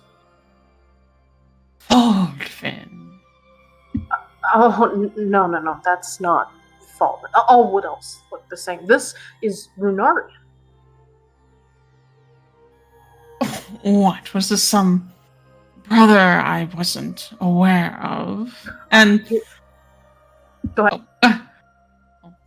And let's say Ari will speak up and just say, "Runarian Foldvaniel, he is my father. Yes, I look exactly like him." Norcellis just kind of looks at Resh. Resh looks back at Norcellis. He looks at him. And he looks at me, and I look at him, And he looks at me. and I look at him. And I look at him. God. Anyway, if you don't kill him or any of us, and you tell us where the Tarot Cairo is, we will come back. We're gonna have to come back. We're trying to fix the cranial barrier. Oh, what happened to it? My bird You friend. threw an Arkar. You threw the God. Aha. Oh. He kind of thinks over this for a very long moment. Actually, Norcellis, go ahead and give me a persuasion check. Oh boy, can I use my anima shard? Sure.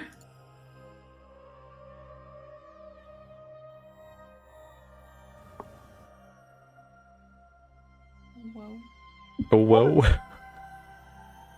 Oh, whoa. Bela, you still there? Yeah. 1 second. Oh, I'm looking okay. for persuasion. Sorry, I just wanted to make sure that I didn't cut out or something. 11. Solitar, kind of looks at you for a long moment as you make this offer to him. And he'll say, well, I don't think it's a very good idea. I guess I'll give you all a chance, but just so you know. And he'll kind of get very close to the bars again, very focused on you, Norcellis. If you don't come back, I'll make sure I take my little spider body and I hunt you down and bite you in your sleep.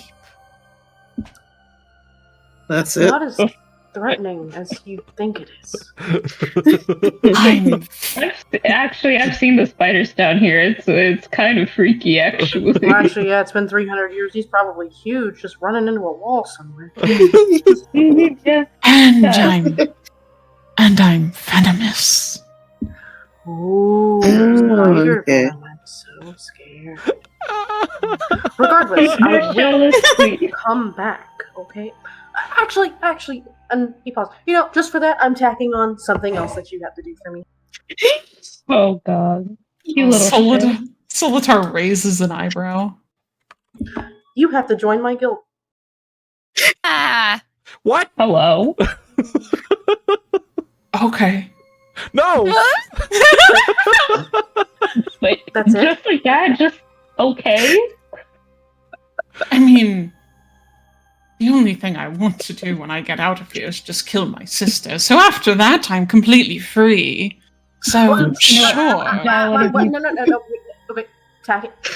You're not going. You gotta wait a couple years, which you've waited a long time. You can wait a little bit more before killing Matron Irene. Okay.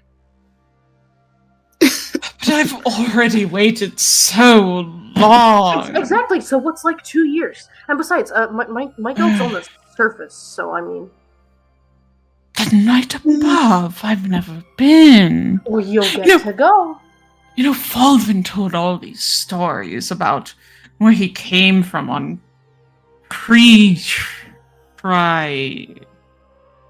wherever the elf island is. And I've always been curious to go so I can go find his family and kill them. No. Man, you gotta pick up some hobbies.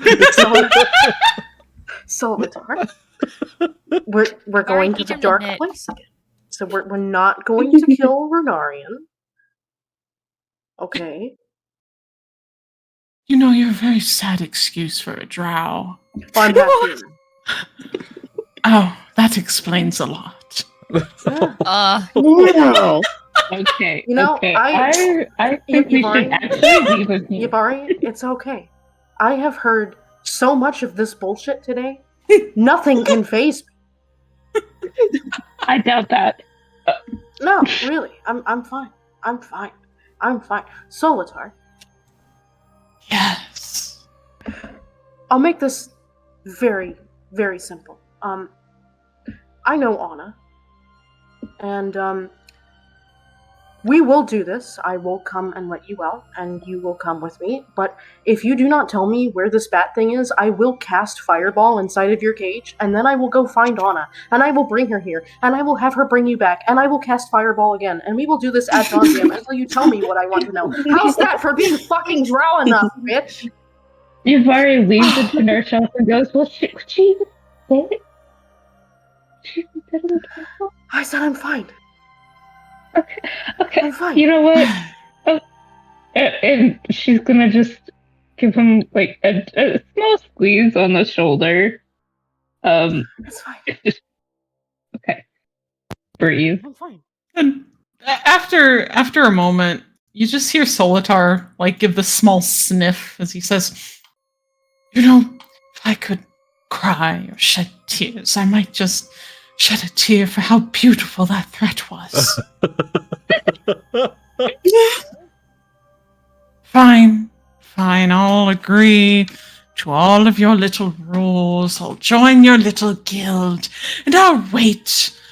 What's a few more years, right? Exactly. Also, we're gonna have to put you in a bag of holding. Fantastic.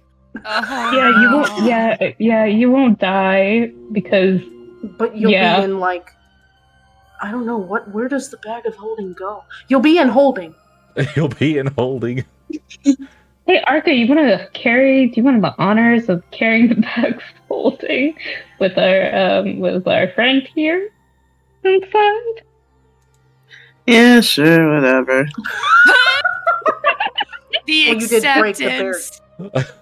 Good. Yeah, you did break the barrier. You know, you kind of owe it to him. Slowly hustling. God, the way y'all are Wow. just gaslighting this poor Aarakocra. I'm not doing anything. I will throw you Yeah, guys like, into the girl, barrier. All right. So anyway, Solitar, where is the giant bat? Also, we kind of need to find a gelatinous cube, so that's gonna suck. But anyway, giant bat. Well, and he kind of like takes a moment to think about it.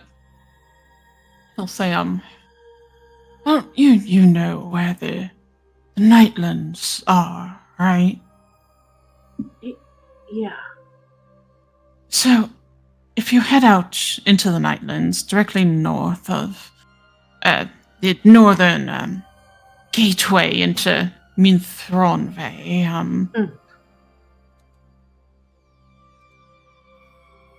you'll go for a ways, and you'll eventually come to this little river, and you follow that to the west, and eventually you're going to end up at a very old temple of Veyron. If you go in there, I know a lot of bats usually, a lot of the Chiroptera used to hang around that area of the Nightlands. You might find something over there. All right. And looking around the inside of his cell, weird question. Are there any, like, weapons or instruments? I imagine there's not any weapons. Never mind, that'd be stupid. He'd killed himself. Instrument. Yeah, so you look around his cell, and it's kind of just very standard few things, albeit with, nothing anywhere on the walls. And even his cell bars are just straight up and down, like it's not really the grid pattern as you figure. By this point, he would have taken a bed sheet and probably tried to just, Yeah. But it's a very nice little bedroom. Though there's really nothing like loose laying around. You see there's like a few books on a very small bookshelf in one corner. It looks like he has a desk with a chair at it. But you don't see anything on the desk, so you're not sure if he maybe had something at one point and it got taken away, or he just never had anything. And you do see, though, leaning up against his bed, like the foot of the bed, you do see a lute sitting there, which bit of an odd instrument, you think, for drow. Is usually drow will go to the bajando for a string instrument, but yeah, it's just a little lute sitting there. What color is it? Can I ask? I'm just curious. Looking at it, it's mostly painted black. It has some areas where it's faded, and there's like a couple of chips in it. So you can tell it's probably a fairly old instrument. But it does have kind of like painting along like the trim that resembles like spider webs in this very like silvery paint. And you see there's red paint on there as well, as of mask shapes, very similar to like ones that you've seen in regards to Veyron. And he will step forward and sort of point through the bars at the instrument, and he'll say, I see you have a lute in there. I have something that might be of interest to you. What do you say we make a trade? Solitar kind of looks from him back to the lute, back to you. He'll say, depends on what you have for trade, I guess. And he'll reach into his little pouch and pull out his painter's supplies, to which he will hold it out sort of in his hand, like this sort of contained bundle, and he'll say, imagine the things that you could put on the walls for Hilarion to come down to. He kind of like grins at that, as he'll say, well, now there's a thought. Really, you just want the loot? Yeah. I mean, when we get back, you can probably have my Vajando. I hate it. Never been my favorite, but he kind of thinks about it for a moment, and then he'll go over and grab the loot and kind of walk back to the cell bars. And after kind of a moment, he'll say, all right, sure, why not? He'll hand over his artist supplies. Right, and he'll very awkwardly, as it's just barely small enough to fit between the cell bars, shove it through to give you the loot. And he will take the painter's supplies in return. And Narcelus, wrapping his fingers around the neck of the black loot, will kind of heave it up, because I imagine it's, even though it's hollow, it's probably a heavy. Mm-hmm. Yeah, I mean, it's got some good weight to it. He'll turn to Yulia and just hold it out by the neck. I'm gonna cry.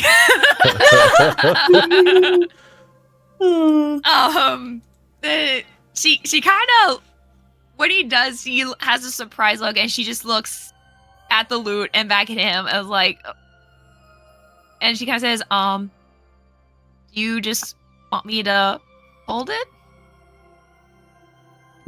No, you've lost your harp, didn't you? I watched you give it over to the people at the theater, so it's just the stuff I used to draw. It's not a big deal, but I mean, this thing is probably older than Resh at this point, so I imagine it'd be kind of fun to play. And you, Narcellis will see tears again just pop into her eyes, but she takes the loot and she almost kind of hugs it to her chest, and she will quickly wipe out her eyes before the tears can just start pouring out, and she'll just say, thank you. I really appreciate this. He sees the emotion and just kind of looks at Resh, and he's like, right, the bats, we gotta go to the temple, and God, I am a sorry excuse for a drow, and just heads for the exit. He's out. As you all go to exit, Resh, well, actually, first you'll see Solitar has already taken out some of the painting supplies and seems to just be using his hands instead of any of the brushes in it to start, Oh my god. to start painting something on one of the walls. Just laughing to himself. I can't wait to see what it is when we come back. Intro. Say that again, Eliza. It's just Hilaron is a bitch, but in drow. Yeah. And as you guys leave, you'll hear Resh quietly say, well, we should probably get you all some new gear before we leave. Yes, please. Yeah, I don't feel like killing a 20-foot tall bat with my hands. And I need a spell book. And Yulia's trying to rein in the emotions, and she'll just kind of like hold up the lyre. It's like, this is probably gonna need a tuning, and does it have like a strap with it, like one that can just go over the shoulder? Oh, yeah, it's got a little leather strap on it. It looks very worn and brittle, but you give it, kind of a tug to test its strength, and it seems like it'll hold together. Okay. I was gonna say, I'm gonna need new strings and yeah, to get this ready to go, and maybe a sword also.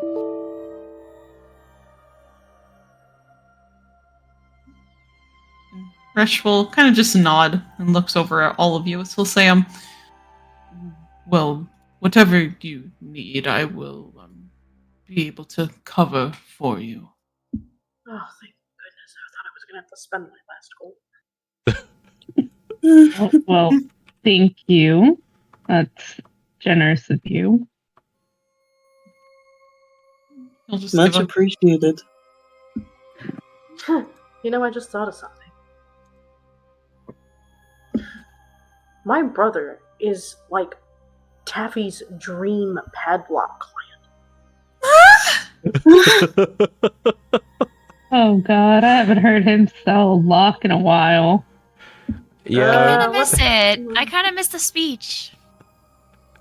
I kind of hard to sell things when we're, trying to not get captured or killed or on the run.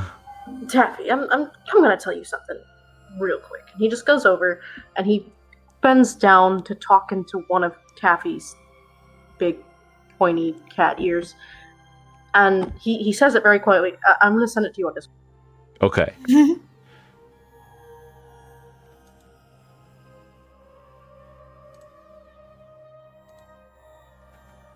Oh.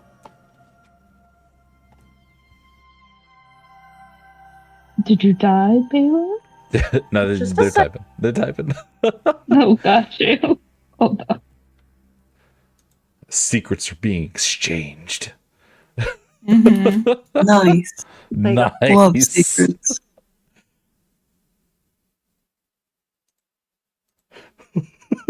Taffy's eyes go a little wide.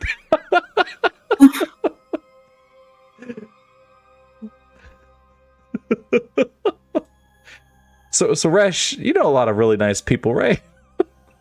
Oh, Oh, no. Fresh kind of gives you an odd look. He kind of rubs his paws together. He's a little nervous, but he continues on. Are we leaving, by the way? Are we walking out of the dungeon? Yeah. Okay. Yeah, you guys are talking kind of as Rush is leading you back into the manor proper so you can leave. It's like, we did just lose all of our stuff. And along with that was probably a lot of our gold and silver and platinum. We would probably Resh, I know you have like a ton of money, but we could always make a little bit more, right? You don't happen to know, we could get some of our stuff back. If I could just sell a couple of, I don't have any locks on me. He kind of pats himself. Taffy. Yeah.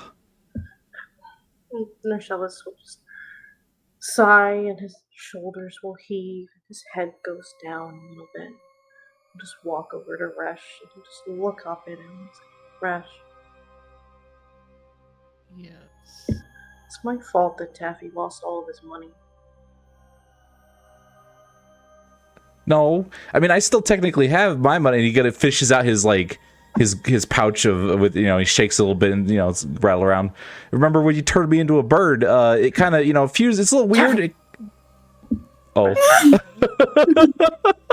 would mean a lot to me if you would give Taffy just something to cover what I've lost.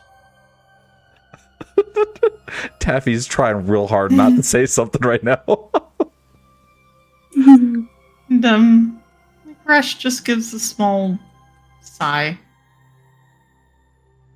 And then shrugs quietly and says, if you still need something afterwards, I can assist with that. It would mean a lot, yeah. He's such a dad. he is. I don't Giving the know. kid. Oh, go ahead. No, it was just a joke. Listen, I don't know how much you can spare after we get everything we need, but I don't really have anything to give Taffy myself. He'll just shake his head and say, it's fine. Okay. He'll sort of slink back as they're walking to fall back in line beside Taffy, and then he'll lean over and he'll whisper as quietly as he can. I asked him for spending money the other day, and he gave me 10 platinum. I know he's loaded, but I really don't like taking hands out. It's not a handout. It's not a handout. What is it, a loan? Yeah. We have to pay that back at some point. No, you won't. I'll forget. Oh, this feels wrong. Oh. Welcome to drow culture. Everything is wrong. It's not wrong if he's off offering. It'd be wrong if we just took it. The Taffy just doesn't like taking things for free. Listen, Taffy, Yeah. is it really wrong if you spend it doing good things? Hasn't some part of you just ever wanted to, like, I don't know, take things that aren't yours and run? Oh. So he sits there, kind of narrows his eyes, and licks his lips a little bit. I'm supposed to be better. I'm not a thief. I'm supposed to be better than that. We are better than that. You're not stealing. You're being given it. So. Yeah, but I feel this is a little pressury. It's not pressury. I mean, we're kind of guilting him into giving us money.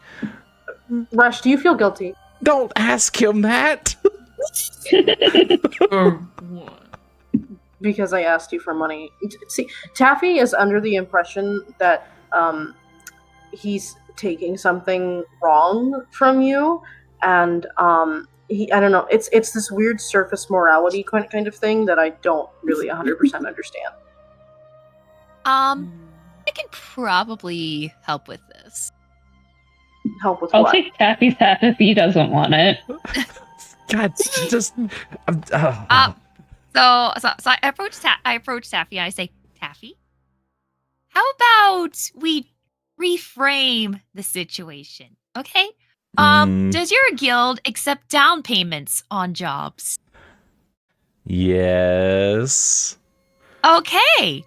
Then you can just think of this as a down payment on a job that hasn't happened yet and you don't know the details of. Well, How wait a about that? minute.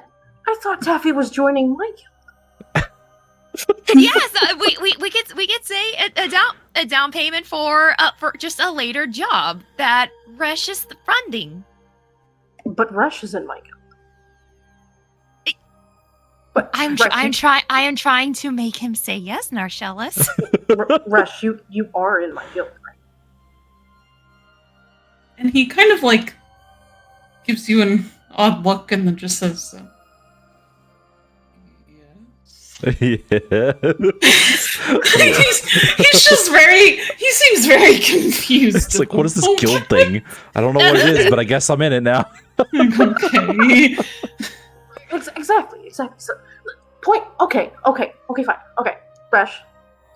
Instead of loaning Taffy the money, would you be willing to loan me an amount that goes into a pool to help fund things that the guild needs?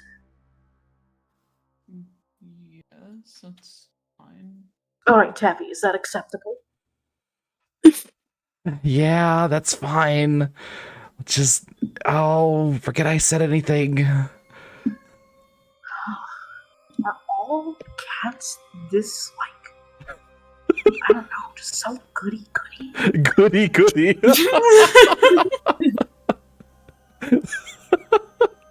He's just kind of rubbing his shoulder. Zestra would be so disappointed in you. Well, you know what? That's fine. I'd be disappointed in myself. Oh. Wow. Wow. Well. And But I think, I was gonna say, yeah, can we leave the manor maybe? yeah, so Resh eventually leads you all out beyond the manor and back into Mithron Bay. And I think that is where we are going to take our break for right now. Yay. As we've been going for a little while. So yeah, we'll be back in a little hot minute. Go get up, stretch, get water, food, bathroom, all the good stuff. All We'll the see you good guys stuff. in a few. Yeah. BRB. Yay. All right. Bye-bye.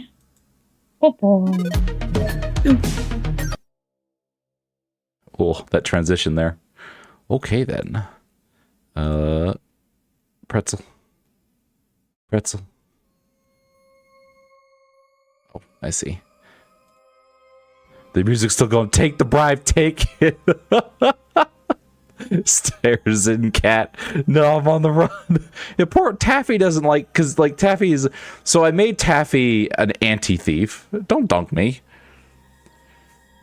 Basically, you know, because you know the whole rogue trope where they're like dark and brooding and they do crime because of, you know, this and that, everything else, and, you know, tragic backstory. And I was like, okay, well, what if I made a rogue with a tragic backstory, but he's like upbeat and like law-abiding, but, you know, he's still technically a rogue. He's a rogue that specializes in thievery of all things. So, you know, he looks like a rogue. He kind of like, you know, walks like a rogue. He knows all the rogue tricks. He talks like a rogue, but, you know, a rogue who was like a bounty hunter or something. Yeah, see, there you go. That's a cool idea. That's a really cool idea. Actual bounty hunter. Yeah, not the, oh, because it's not the, I'm gonna, you know, Boba Fett you into some carbonite, but like, you know, get a writ and like, you know, I hunt bounties with black cloak and murder and knife. Yeah. Like, you're like, sir, you're like late on your payment. I gotta take you in because there's a court fee on you. We need to go talk to a lawyer so we can see, you know, figure out what your figure out what your you know, what your sentence is, if you have one, what your bailout might be, if you've got any fine, you know, that sort of thing. There you go. That kind of bounty hunting.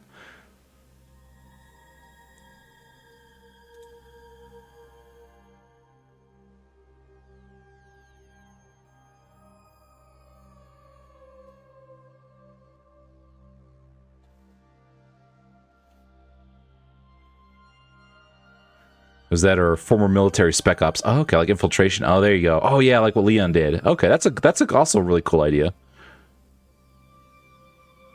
Want her bye-bye on false accusations. Right, where is...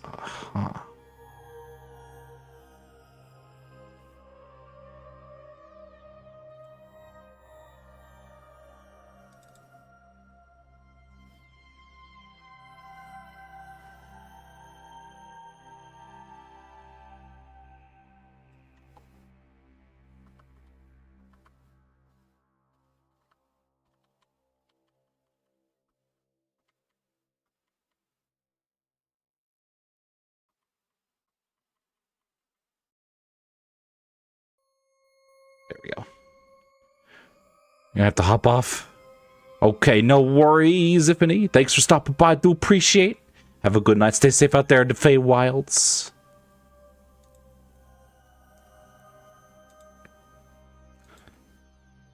I'm trying to think. Granted, I don't know if Taffy will stay like a thief type rogue. Yeah, don't worry about it.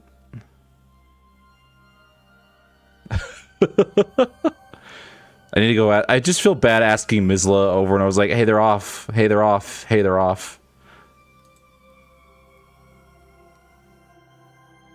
Oh, I don't want to do that to poor Mizla. Besides, this gives a little character. It's kind of funny.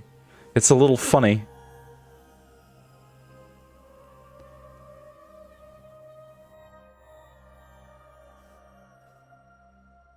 Ooh, I will be right back. I'm gonna get some of the juice. Get some of that juice.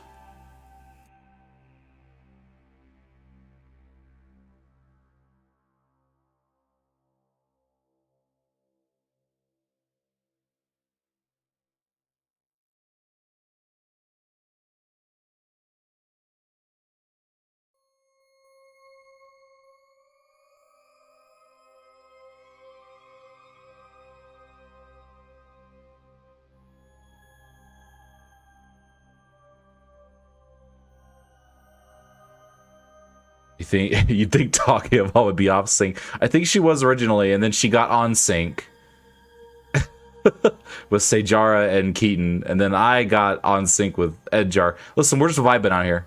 Me and Edjar are homies, vibing. We're vibing, we're jiving.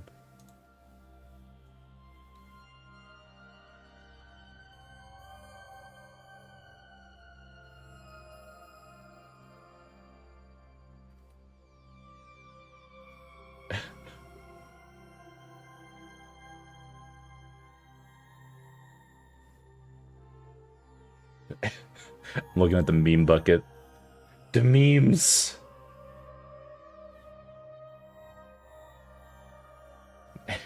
In bed.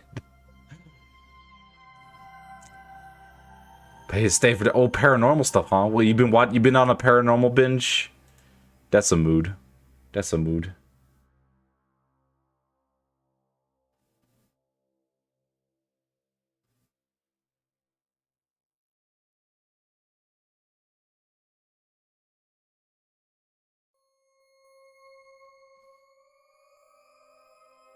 The memes, Mason.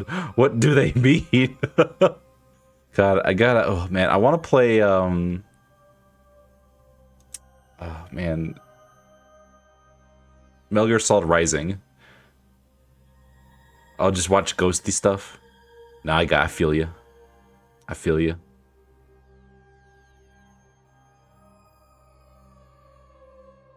What I like, so you know, there's the paranormal stuff, but what I like to watch is the unexplained,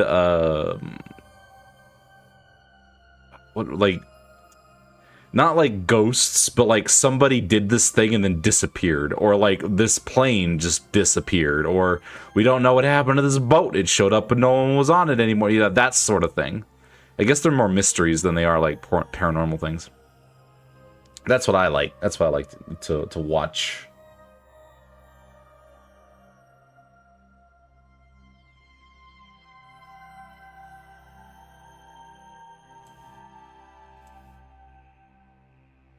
Yeah, unexplained mystery kind of things.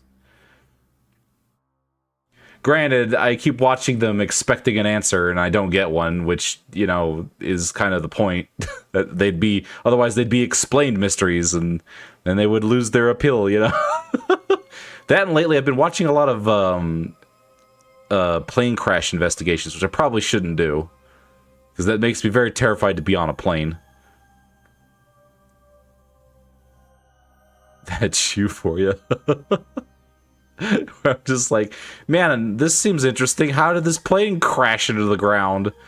Man, that's scary. That's truly what's horrifying right there.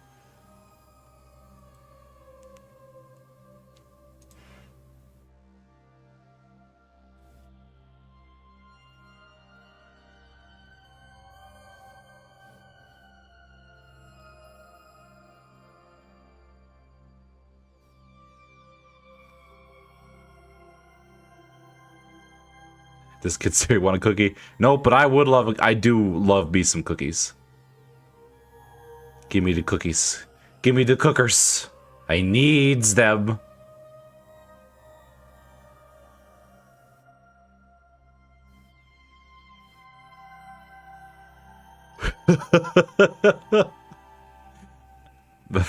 Listen, so Kitsuri, and I don't know what this is, but Kitsuri refuses to answer questions about herself. She just deflects. She deflects hard. Kitsuri does not want to answer any questions.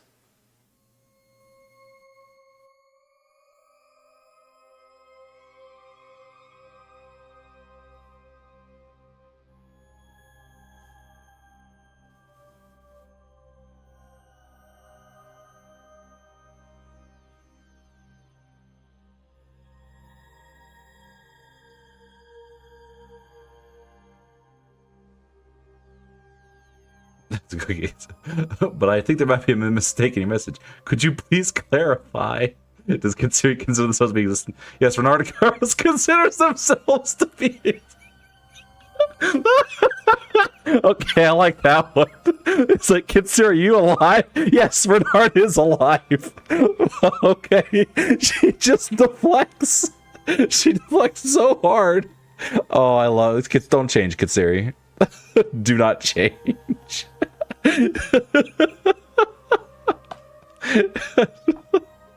She's just woof. She's doing her best. She's doing her best. You know. Yum, thank you. She actually took a cookie. She actually took a cookie. That is, I think, the first time I have ever seen her acknowledge that she was interacted with. Like, directly.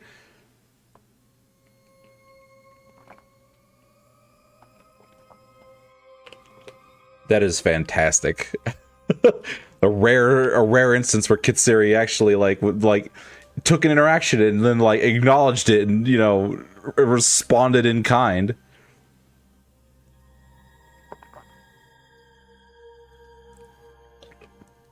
Okay, so we've learned you can throw things at Kitsiri, and she will probably react appropriately. Probably. I don't know what we're gonna throw at her now, but we could. It's a thing that can happen. It throws Renard at Kitsiri.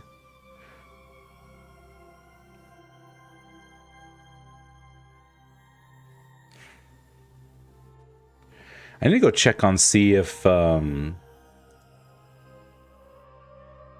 Valencia is done. We got a new TTS character coming at some point. I need to go check and see how that's going. I've hired somebody else. Now that Ifany's not here, I can talk about hiring somebody else. Mod's asleep.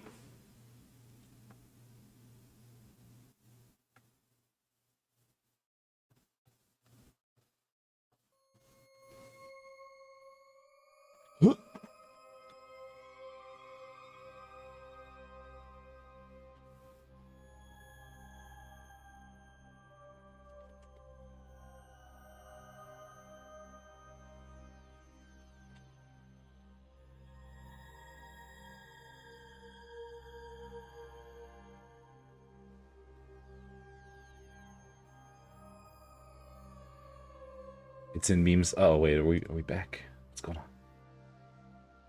Oh, mods are asleep post Luigi, as you do. Hold on.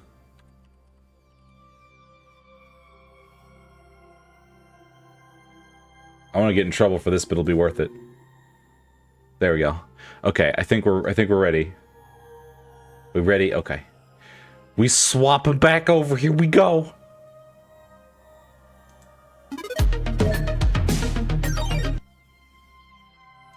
Hello. How do you think the name Hi. is pronounced? Hi. Hi. Wait, who? Hi. Wife? Waif. No, it's not. Oh, that is what it says on Bernard's screen. Yeah, give me It yeah, do hold be. on. It's misaligned. It's very small. I can't do that. All right, listen. It's hard, okay? She became Oifa. today. Oh, I misspelled her Oif. name anyway. That's fantastic. Oif. Okay. Oh, I'm sorry, I can't why? get over it. Oy. Wait, hang on, Renard. I'm gonna give you the actual spelling of it. Oh, hold on. Okay. Ah, there you are. In my thousands of... There you go. Apparently, I'm just an idiot. I moved it too far over. It's fine. It's fine. There we But go. anyways, hi, welcome back, everyone. Welcome back. Yeah. Hey.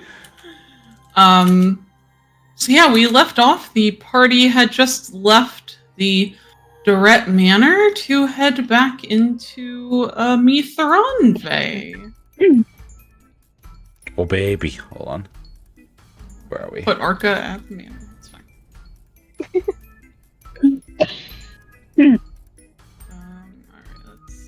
Alright, Ah, yes, the carnival music is back. no, I can't do it right now. You can't do it right now. So, yeah, so for the time being, Resh is going to then lead you all into the markets of Mithranbe, which are alive and bustling with plenty of activity thanks to the night court feast going on, which is still just going despite the destruction of the barrier. Everyone is still just having a great time. And so I'm going to try and do this in a somewhat condensed way since we have a lot of you guys we need to get through. I'm sure I think everyone needs to get a lot of things because a lot of things were left in the bag of holding. And just So many in things. general, I mean, no one has any weapons, haha. First off, can I ask, can Nersalis buy a bag of holding? Probably. We'll find out. So, Find out. Oh boy. Shopping so montage, let's go. basically, so here I'm just gonna move Arca's token like down, Taffy. Just okay. throw you in the middle of the city here. Whoosh. Nice. Or actually, wait, even better. I think this is a whole market over here. Here, we're going over to the left instead. Oh We're my going Sorry. on a trip. We. Going. Yeah. Is this a whole market you made over here, Bayla? Hold on, let me zoom in. Zoom. Yes, that is a market. There you go. Perfect. So, yeah, Resh takes you down some of the, narrow and crooked pathways out to a very large market on the western side of the city. It's built in for being a place filled with many things of a circular nature. It's very square in shape. Thanks, man. Listen, it's great. People love it. It's very square. But it's square in shape, centered around a giant glowing mushroom that helps cast light upon the many stalls and vendors and small buildings that surround the entire market square. And pretty much you can find all manner of things here. There's blacksmiths for armor and weaponry. There's leather workers and tanners for those who might not need heavy plate armor. There's people selling jewelry, trinkets, and all manner of other material items. So I'm just gonna kind of go down a little listy list here. Let's see. Actually, here we'll do this even better. Woo. Whoa. So Yavari, we'll start with you. Perfect. What is Yavari looking for here in the market? Yvara is definitely looking for a new spellbook first and foremost. And she's probably going to need to replace her daggers. Fair. All right. Yeah, so you look around at the many vendors here in the market, and you do find one that is selling a variety of wizard spellbooks. And so, how about you? What sort of book do you have in mind when you think of Yavari that's something that she would like? Something that... Aesthetically? Yeah. She would like kind of... I have to think about it. Yavari would want something like a bit more simple, leather, kind of maybe has intricate patterns on it, kind of leather bound. Probably with a clasp or something. Okay.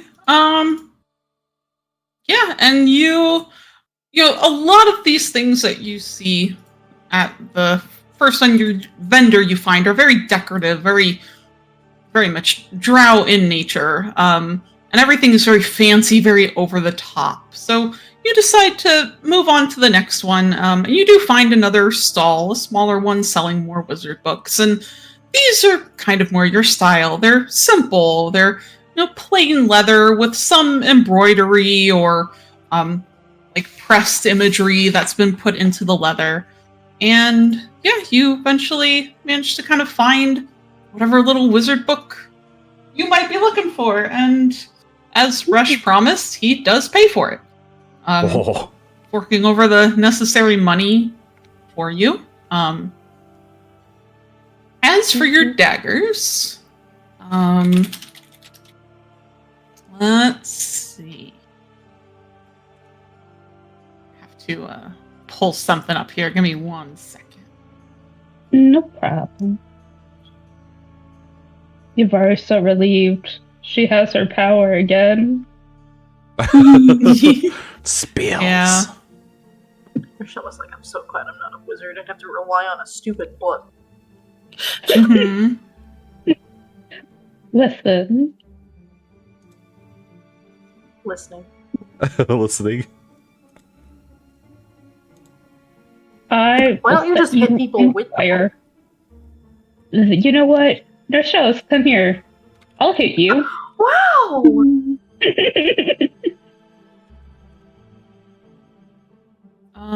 Okay, go ahead. Yuvari, roll a d4 for me.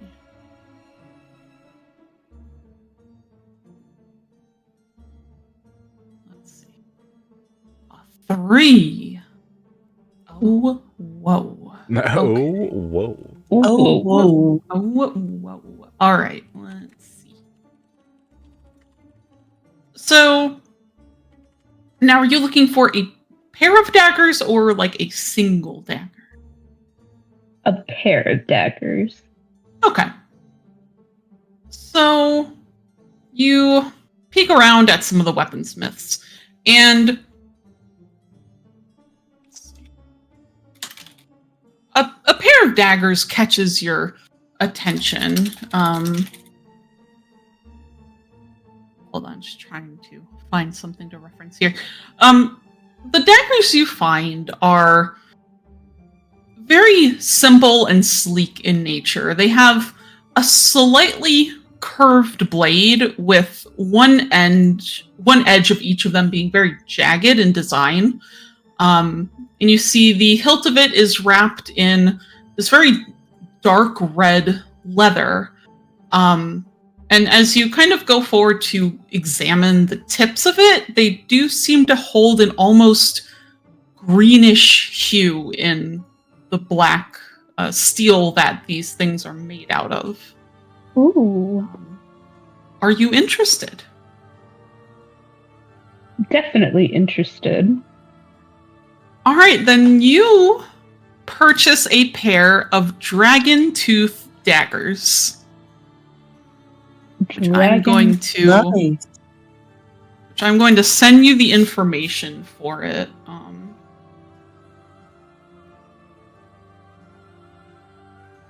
Hold on 1 second. Okay.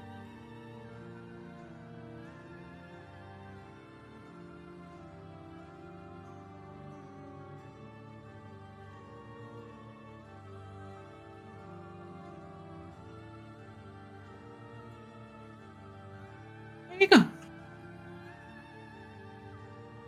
Which, I guess just for out of character reasons, they're normal daggers that give you +1 to attack and damage rolls, and then also inflict poison damage. Ooh. Sick. Nice. Yeah. Nice, all- nice. Yeah, so you will get that, and then is there anything else Yuvari is looking for? I guess weapon-wise, or any magical item sort of thing. I imagine you also probably rebuy all of the ball bearings that you also handed over. Oh yeah, I God. gave 1,000 ball bearings over as a subset. Yavari's immediately going to find replacements. But instead of 1,000, she would like to buy 2,000. Oh, Jesus. That just keeps going up.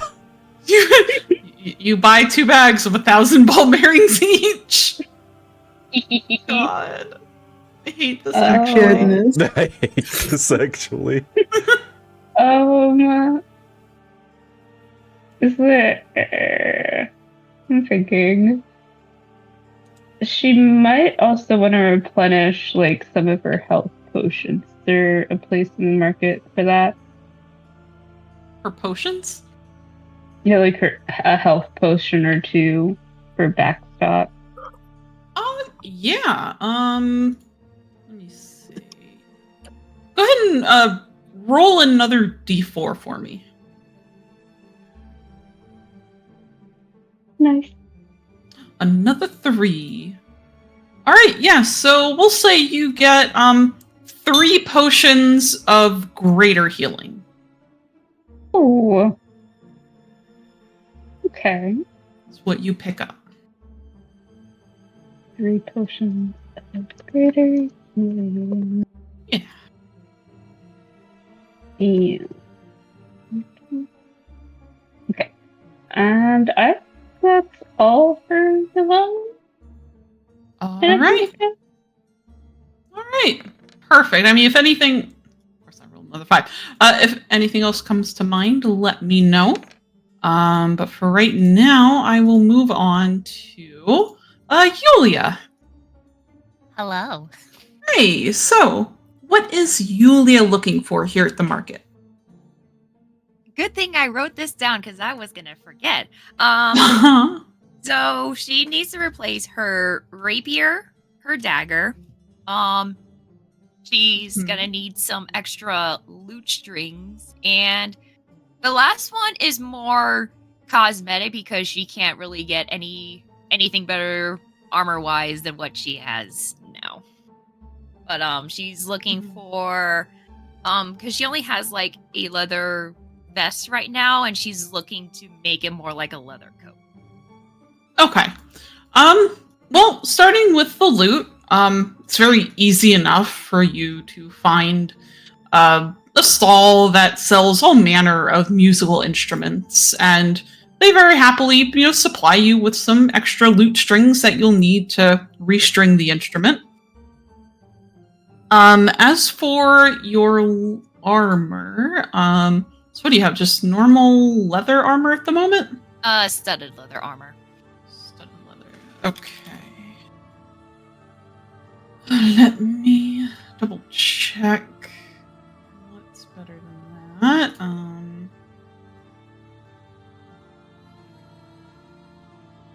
Okay. And so you said she's looking for like a coat, kind of? Yeah. Okay. Something that kind of reflects like the new portrait, like just like something with a little more flair that like maybe it is more of a coat, so it like comes down more on her body than just where her vest just kind of stopped at her waist. Okay. And purple. She's gotta match the loot. Yeah.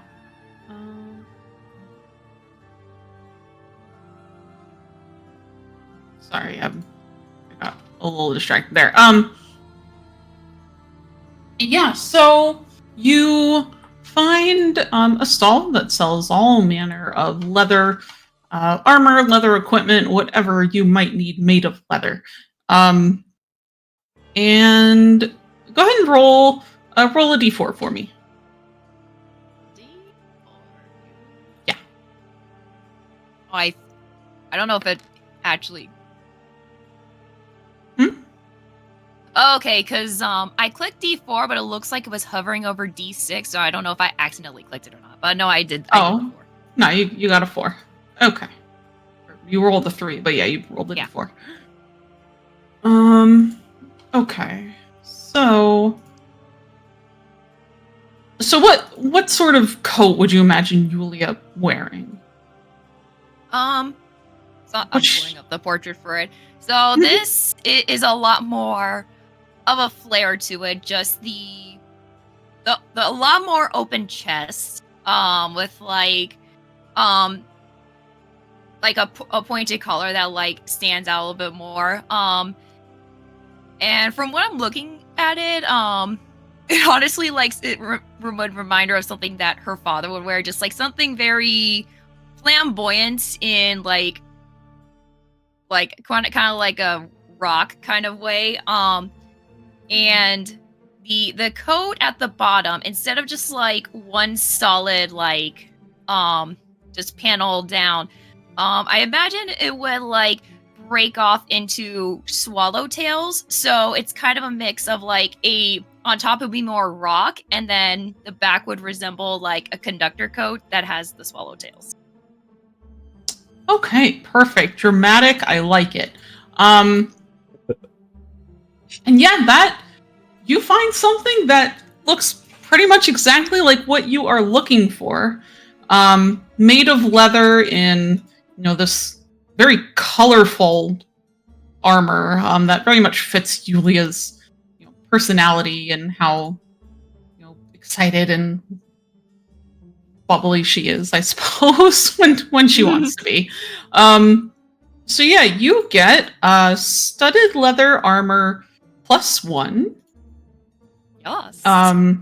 And it also makes you feel a little lighter on your feet, and so you gain +5 movement speed while you are wearing it.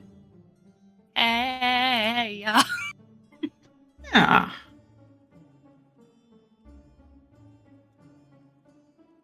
And then you said you're looking for a new rapier and dagger? Yeah. Okay. Let's see. And if we're talking cosmetically, I think aesthetically, this new one would be more like a musketeer sword, which Okay. is like it's still a rapier, but the blade is more flat, so it can do slashing and stabbing. Nice. Okay. Let me see. All right. Roll another d4 for me. Okay.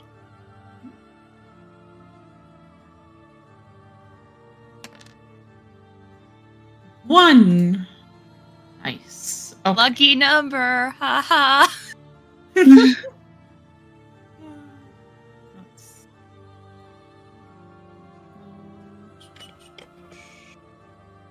have to find what I'm looking for here.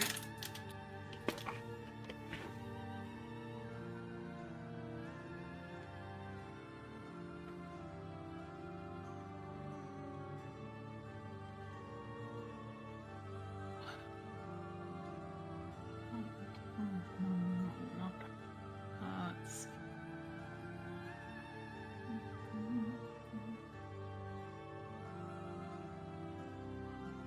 Okay. All right.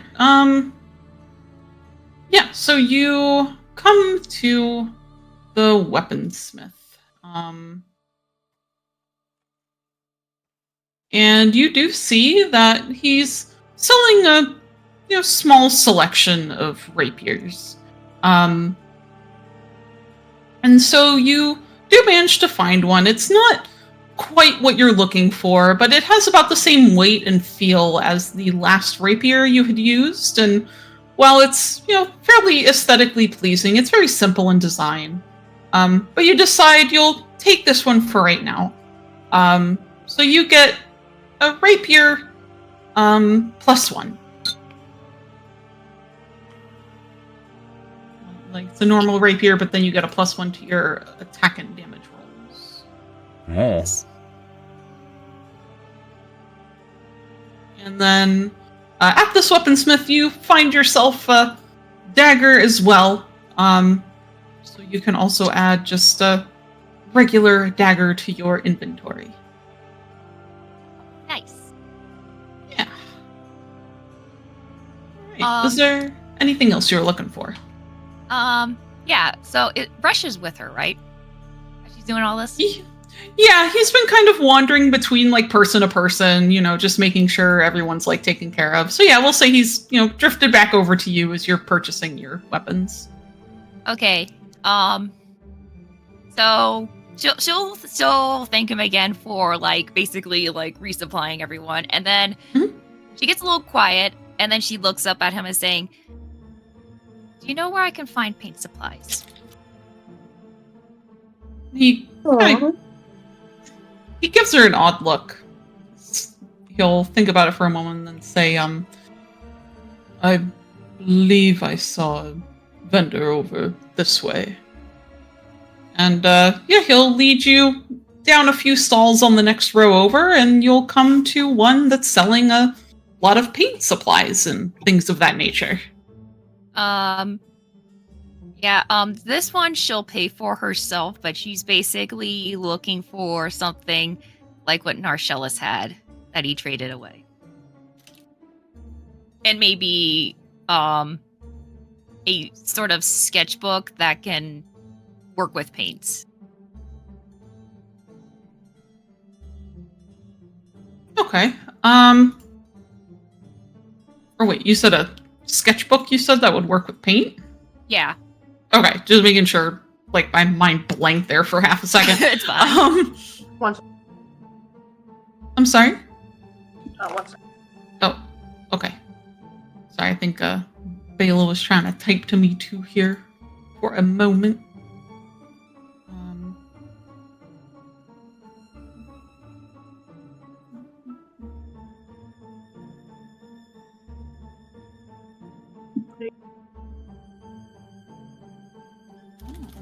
Okay. So, yeah, you look over the vendors' wares, and you do see that they seem to sell kind of like a kit, more or less, where it comes with, a variety of different kinds of paints. You see there's like acrylic paint. There's even like a couple of even oil paints thrown in there. A myriad of brushes as well to use with them all, and a few other things like a painter might need to get started. So you decide to pay for one of those, along with a book of, I think it's pastel paper. If I'm saying that right. Which they say You is. mean pastel? Is it pastel? Okay, I don't know why I didn't think it was pastel. My bad. I'm a dumb. You good? Whatever you just sent to me, pastel. I didn't think it was for some reason. I'm like, no, it's not. It's not pronounced like that. No, it could possibly be. But yes, so you also buy a book of pastel paper, which it's not pastel because of the color, but more so just the kind of paper it is made out of that is suitable for painting on. Excellent. All right. Then is there anything else you are looking for? Nope. She is good. Excellent. All right. Then we'll move on to Nershellus. Just for the hell of it, I'll just choose you. Hi. Hi. Hey. So, Nershellus already got a weapon from Balor. So, what else might he be looking for? He's gonna head over to the leatherworker stall for most of what he needs. Okay. And going up to the guy, he's a little. What's the word? Hold on. Skittish. Once they're out of the manor, he's not acting as confident as he has been because he's constantly looking around for Tope. Mm-hmm. He's very jumpy. He's looking around over his shoulder. Like, I need to find leather armor, and specifically, he's looking for drow-styled leather armor. Okay, and yeah, they'll point you over to the right thing, and you'll see they do have some. I'm sorry? I said, uh-huh. Oh, okay. Sorry, I thought you were trying to say something. But yeah, he, points you over to some drow leather armor that's naturally dyed black, with some, like, bits of red or purple thrown in here and there. And it's made in, like, this fashion of almost this kind of, like, overlapping scale design in the leather, that almost kind of represents, like, scaled creatures. It's a very common kind of drow design that you're very aware of, seeing the armor that your brothers have worn. I will go ahead and ask, he would try to find out if they have a black version. Just like full black? Full black, there is a reason. Yeah, after kind of digging around through some of his extra stock, he does find a set in fully black. He will buy that. Excellent. So you get,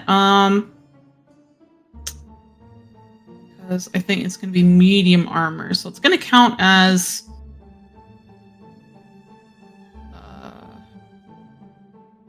Because I'm guessing you don't want disadvantage on stealth rolls, do you? Or would you be willing to take it? I'll take it. All right, so you're going to get half plate armor. Oh wait, no. Actually, no. Can I just get a breastplate? Okay, yeah, we'll consider it breastplate armor. And yeah.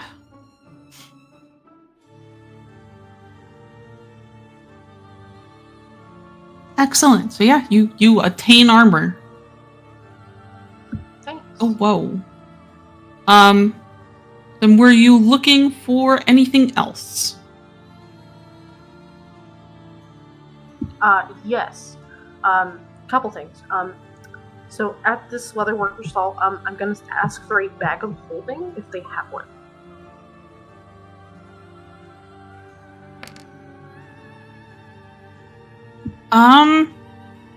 He kind of looks around for a moment, but informs you that he unfortunately does not. But kind of.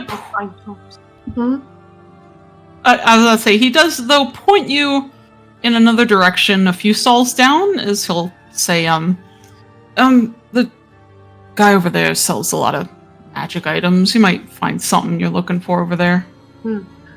Before he heads over there, I do have two other things that I'd like to purchase. Mm-hmm. One is a buckler shield. Buckler shield. Okay.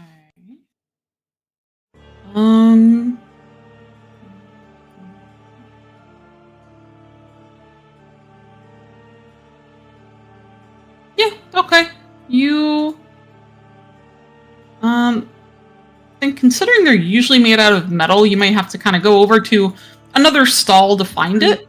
But yeah, you do find a small buckler shield that's designed with metal in the center that kind of resembles that of Veyron's mask. Awesome, that's perfect. Mm-hmm. He's a little weirded out that all the stuff he keeps getting is just very Veyron motif, but you know what? He's going to take it. He's the god of half-drow. We're not going to complain. Exactly. I also would like to find a stall that is selling health potions. Yes, there is one here. Are you just looking for health potions? We are just buying. I'd like to buy 5 health potions. Just normal health potions. Okay, go ahead and roll a d4. Whoa! Okay. So you're gonna get... Let's see. So you're gonna get 4 potions of greater healing and 1 potion of superior healing. Spike. Ooh.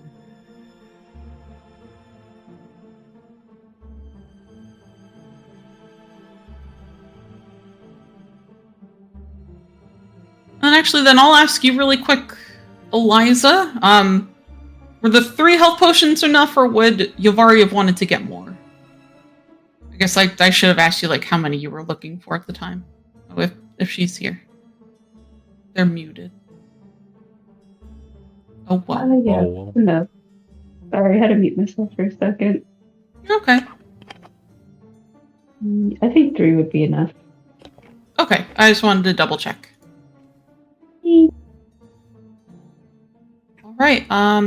Anything else you're looking for, Narcellis?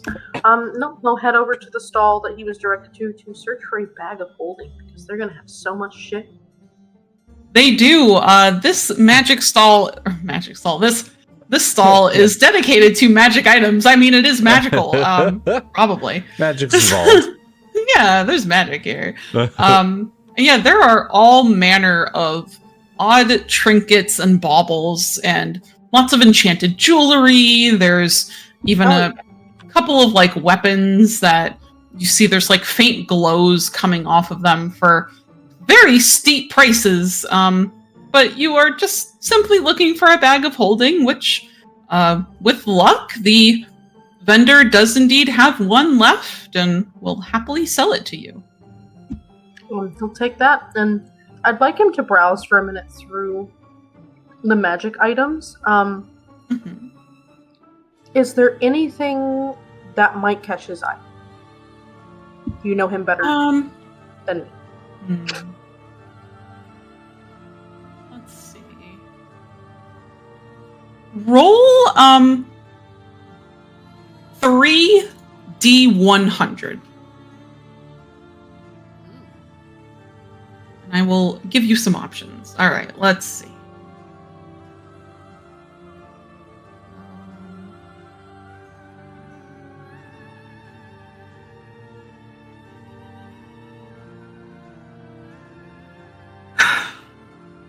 Oh, God.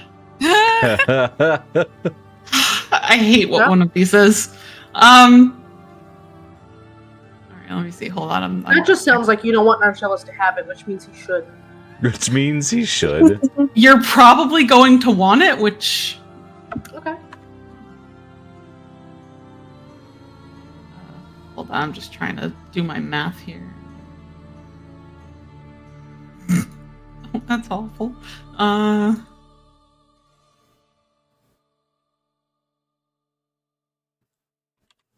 Okay.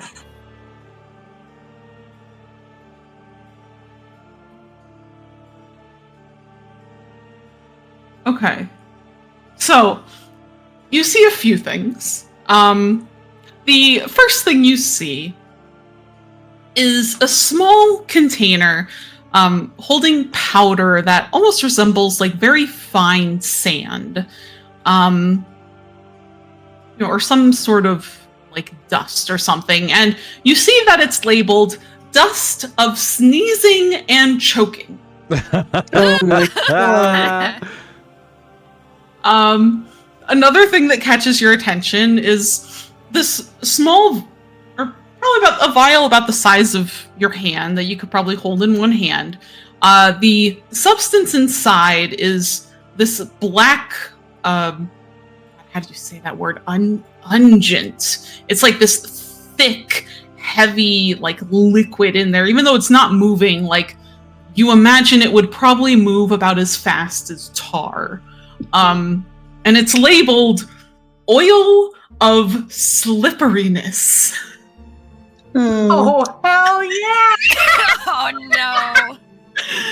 And the final thing you see, hanging on a hook on, this kind of like coat rack, is a robe that seems to be patched together with a menagerie of different colors and materials. Like someone took a cloak or a robe that was full of holes and patched over it.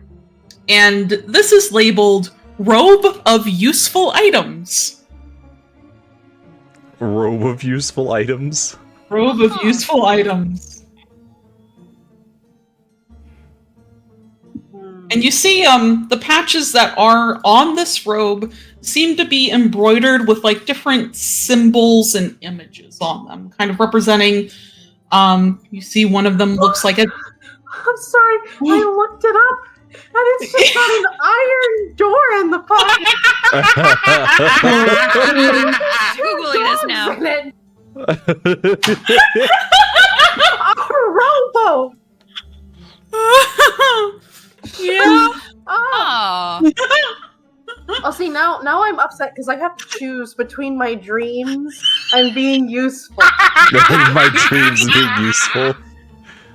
I know exactly which one you want. Bernard, I have wanted to make a character that was like a Triton and have them covered in like Vaseline and just slip around for so long. Yes. Oh my god. That I would do that. That's yes. So I have a question out of Lubed character up. about the oil of slipperiness. Uh-huh.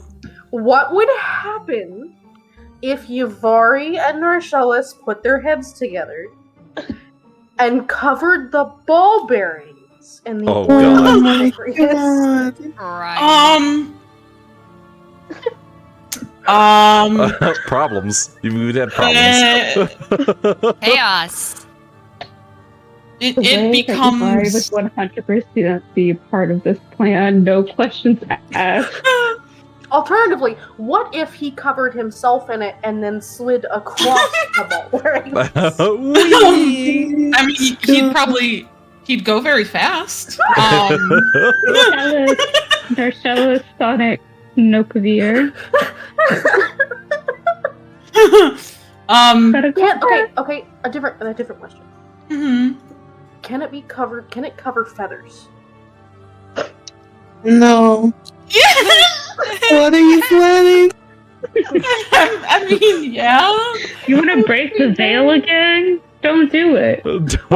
Well, because it says that any willing creature is unaffected by difficult terrain or being paralyzed, etc. And it also gets 5 feet. See, like in terms of being like useful, it's not as fun Mm-hmm. as just making a slip and slide. Slip and slide. Which, I mean, I could just get the grease spell for that, and then you could never stop. Yeah. Yeah. That's what grease is for. It is, yeah.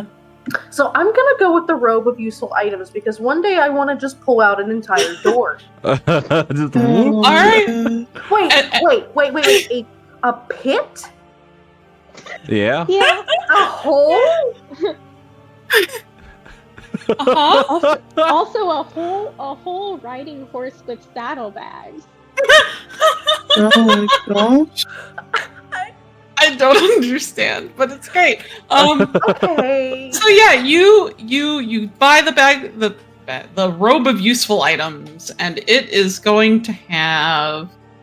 So I have to decide this now. If my dice will roll. Jesus Christ. Okay, in total it has 13 patches on it. So you'll just want to like note that down with the item. And yeah, you now have a robe of useful items. And they'll explain how it works to you. And we'll actually say there were 14 on there, and they rip one off that has the image of oh god, I'm going to roll for this and I'm going to regret it. 39. So they rip one off that has like the image of a ladder stitched into it, and within seconds, this little patch of cloth suddenly elongates into like a 10-foot tall wooden. Or wait, oh, it actually has the length, a 24-foot long wooden ladder that they are just now holding in their hand, and now have to do something with. But yeah, they show you how it works now. Oh, he immediately buys this. Even if Resh won't, he will buy it himself. Resh just sighs and buys it for you. He's just holding it out, and he's like, yes. I'm going to cause so many problems with this. Listen, Resh, if Tove comes back here and he'll point to a patch, can I know what one of the patches has? Yeah, here, let's see. One of them has oh, that's not all that great. But we'll say that one's on there. Also not great. We'll say one of them is. Well, you can't give me two of the same thing. No, I can't. We'll say one of them looks like a boat. Like, imagine, okay? The world floods. Oh my And it's gosh. me and Tove at the end. And I'm the only one with a boat. I don't know the boat.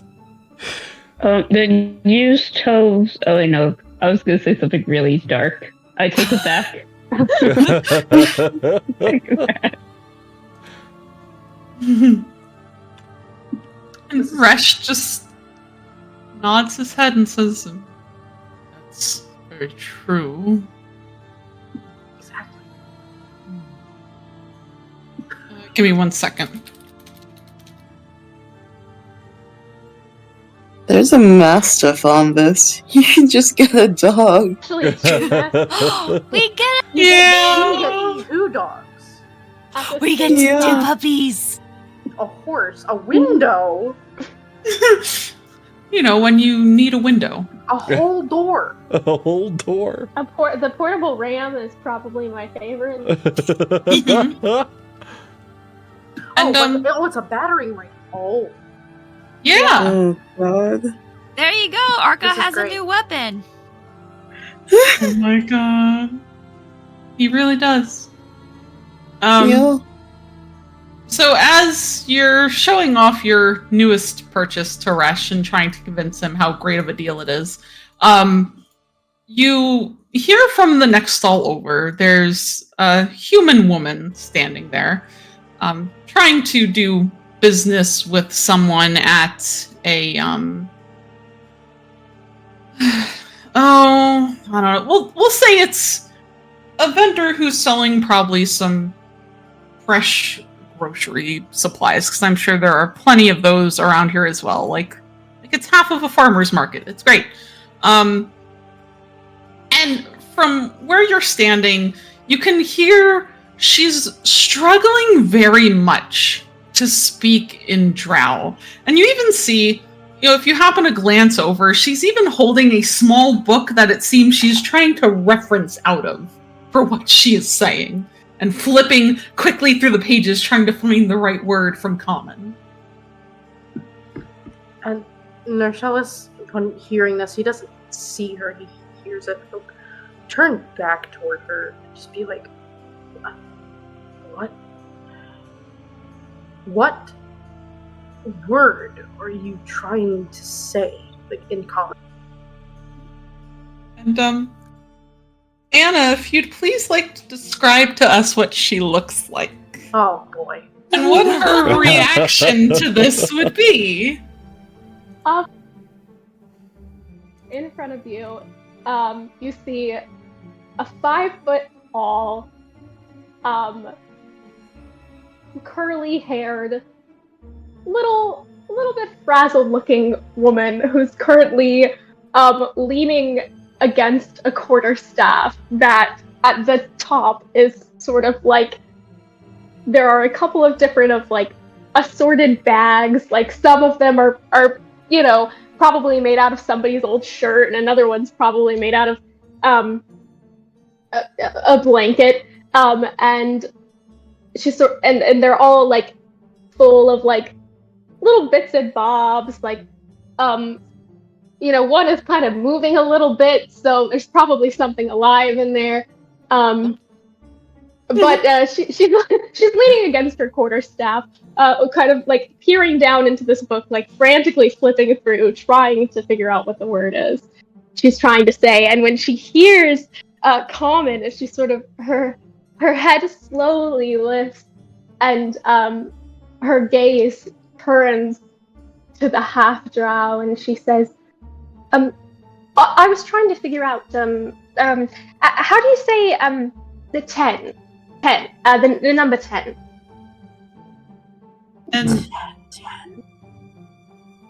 And as soon as she speaks, as you turn to the half drow, you see that there is another drow standing next to him who has his back towards you at first, but as he hears you speak, he slowly like turns around and is now looking at you with very wide and surprised eyes as Narcellus struggles to think of the right word. It's Shith. Thank you. And she turns her head back to the stall as if to start speaking again in very bad Drowic. But then just whips her head around fast and says, "Wait, Resh? Resh, is that you?" Iva? Narcellus looks very confused. Very confused. What are you doing here? What am I doing here? Well, and she sort of leaves the stall and whatever business is going on there, and sort of makes her way over to the other. And she says, I got your letter, and well, you were right, of course. Everything in Valgard sort of started falling apart, and well, I gathered the drow that I could, and we decided to make our way down here in hopes that we would find some refuge. Excuse me. And Marcellus just kind of pokes over and partially shoves himself between Resh and the human, and he's just like, excuse me. Letter? You have the wrong. This is not just Resh. This is his full name is Rashir. See, you have the wrong. What? No, The jelly. He wrote me a letter, and I'll like go into one of my little pockets in my cloak and pull out sort of like a piece of very delicately folded paper. It's very clear I've taken good care of this, and I sort of hold it out to the person in front of me, and I say, I mean, you can look at it. I'm pretty sure it's his He handwriting. snatches it, Be pulls careful it with open, that. and starts reading it, and his eyes just slowly get bigger, and he's like, "Oh, Oh no, no! no!" And very slowly, he just turns to look at Resh behind him with this like near googly-eyed expression. And you just start hearing, it's a human. You wrote a letter to a human. It's a human, Resh. Resh gives a small, like, short sigh. Yes, I did. You wrote a situation report to a human. And he, like, hesitates before he says, I merely wanted to warn her that Valgard would not be safe. Wait a fucking minute. And he turns around. Does he recognize you? Yeah, this, well, actually, was he involved in the little gardening project that some of the party members were doing out in, Yeah, he was there before he went to go get his ass handed to him by Fulton. Right. So yeah, you do recognize her as the woman who was helping you guys, with making the little garden in the fishing district of Valgard. Oh. Wait a minute. And he gets really close to her. He gets, like, uncomfortably in this woman's face, close to her. And he's just like, how do you know a housemaster assassin from Philisir? Unless you are actually a master assassin from Valgard. Oh my god. And I sort of squint my eyes.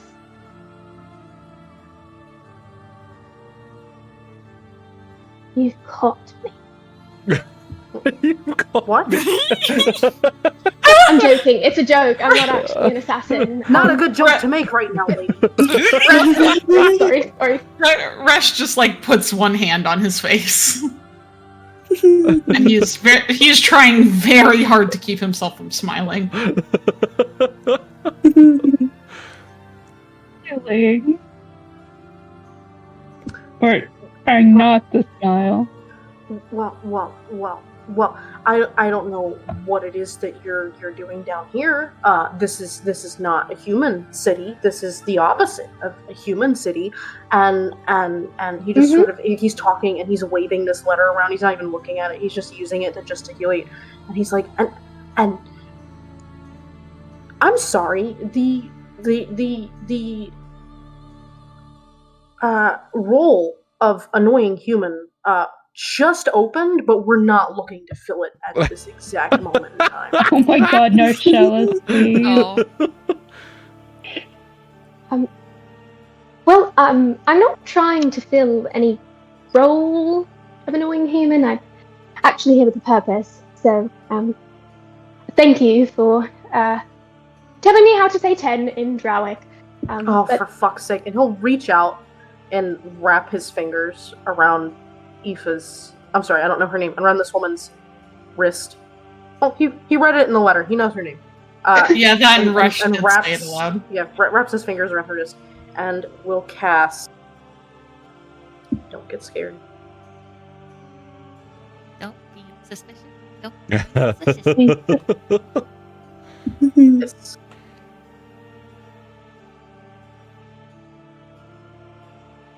oh, Yeah, and Aw. as Narshellus casts the spell, Aoife, you hear now like the pockets of conversation taking place in Drow, or even conversations in other languages that you might not even recognize, now suddenly begin to make sense all of a sudden. Like, they're still speaking in their languages, but you are comprehending now what they are saying. and Aoife's eyes grow wide. At first, she's just like suddenly taking in all of like this new information, and the book and the hand that was holding her Drowic dictionary sort of snaps it shut, and quickly sort of places it in her cloak, and comes to rest in front of her mouth, and she just starts laughing, like, oh, this is wonderful. Did you just? I didn't realize. Oh my goodness, it's so much easier to communicate with everybody now. I can definitely haggle down this mushroom price. Resh? Say that one more time. He says Resh. What?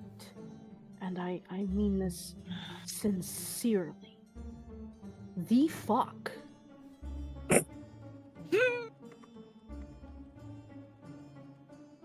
To try and keep a long story short, I nearly killed some merchant in Valgard because he was trying to start a fight, as they do with Drow, and You were in Falcon. What? yes, Mother very often sends me on reconnaissance.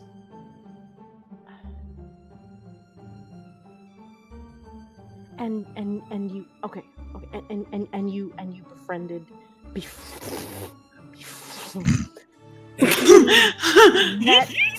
met a human lady, and She insisted, after she kept me from slaughtering this man in the middle of Market Square. no. Whoa. She kept you from killing someone. I gotta go find Arca, and he'll just walk off. Well, I gotta go find Arca. there Nerfshellus goes, leaving you, Aoife, with Resh, as he's just kind of staring after Nerfshellus with a very defeated look on his face. She's more powerful than any god combined. I'll sort of lean over a little bit more towards Resh and say, Is he your son? Or you look a lot alike. I would expect. Resh like straightens up as you ask, and he'll quickly say, "No, that is my youngest brother." Oh, well, the resemblance is rather uncanny. So it is. What? He'll kind of fully turn to you now. as he'll ask, "What are you doing here in Mithronve? I would not have expected you to come down here." And didn't Archellus take the letter with him? Yeah, probably. He was still holding it. Yep. He was. Yeah, he's got to go show Arca. And I'll just sort of look after Narstellus, sort of longingly for a moment before turning my gaze towards Resh and say, "Well, after I received your letter, you're right, of course. Tensions in Valgard rose rather quickly, and there was, well, it doesn't bear repeating, but there was a lot of well, it was hard, the drow, and I couldn't stand by and watch it, and no one in Valgard clearly wanted me there anymore, so I gathered who I could, and we made our way to Mithronve, hoping it would be the most welcoming place. Asylum seeker. And, Storian, can I say something? Well, depends. What do you want to say? Literally was just gonna drag Arca over. Oh, he's going to bring Arca back. Okay. Okay. Oh no. This is like trying to show your friend a really cool trick, Yes. but it's not actually cool. It's just No. weird. It's just a human. Yeah. So as you're dragging Arca back over, you come back over just as Resh is responding to her with, "Well, I suppose Mithronve is probably one of the better choices to have made. I guess I'm more just surprised to hear someone was trying to help." And as Arca is being like dragged over, he's just like, what do you want? Like, What? Ursula's just like, look, it's the temple lady, the lady from the temple. From the temple. Oh. And like as Arca like catches sight of her, he's like, oh, but wait, what's she doing here? She knows my brother. They're on quotation air marks friendly terms. Oh. I don't like her. I don't like her.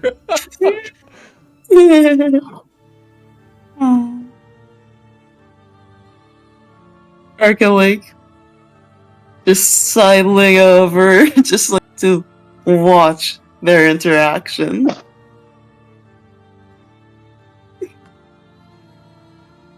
And Mhm. seeing that they now have an audience, I'll just sort of keep talking to Resh a little quieter and say, well, I don't know who could stand by and watch what was happening happen. I mean, didn't make any sense to me, but well, they needed to get out of there, and I wanted to be able to help where I could.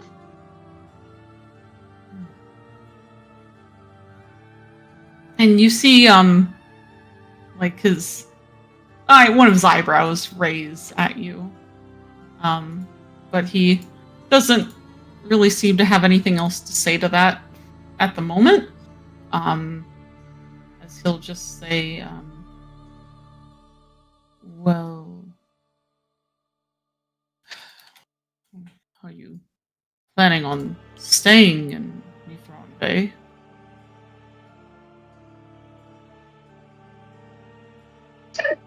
Not yet. Some of the others went to speak with the matron mother in an attempt to gain asylum here, but I don't suppose I'll be rather welcome, not with everything transpiring on the surface. Most likely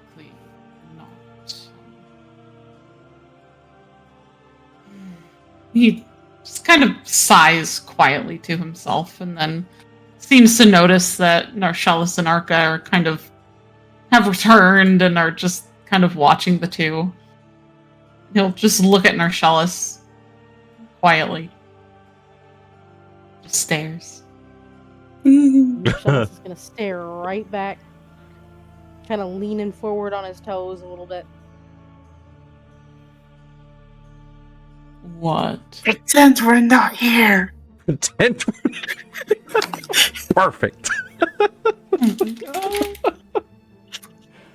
What's going on? What's going on, Rich? What you doing? What you doing, buddy? What you doing with your new girlfriend over there, huh?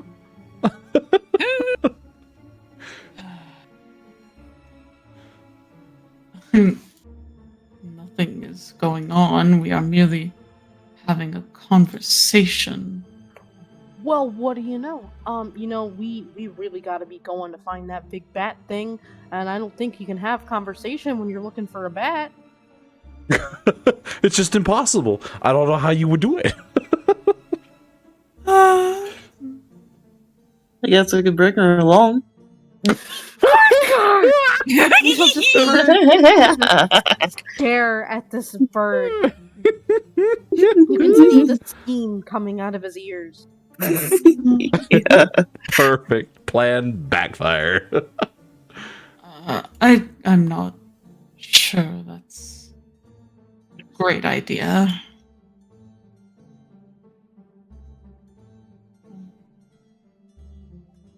Yeah. Not a great idea. Not see. She can't come. That's so sad. I'm so sad. I am crying on the inside. Oh my god. No, you're not. I am. I'm weeping.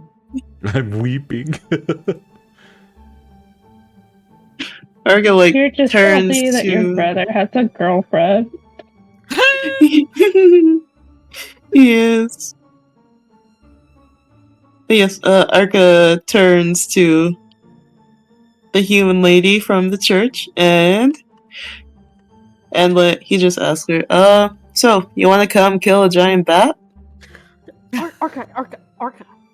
You can't just invite people on a secret. We do it all the time. We do it all the time. Arca, and he'll just grab. That's how we got Ari. It's like, Arca, she's human.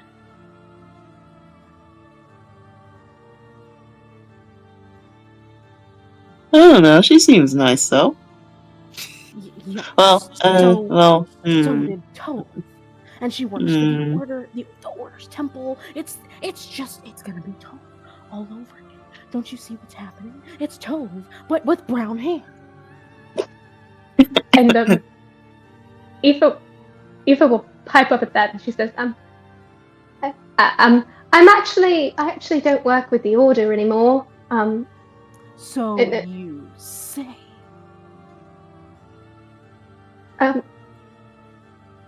Of course I say it because it's true. But okay, I'm just gonna let you guys continue whatever's going on over there.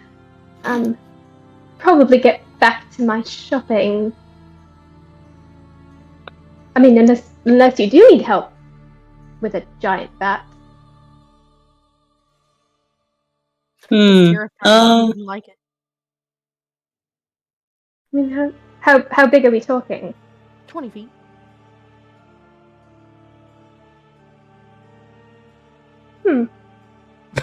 I Does it thought just they'd be fly bigger. around? We don't know. Or does it land somewhere? Does it hang upside down?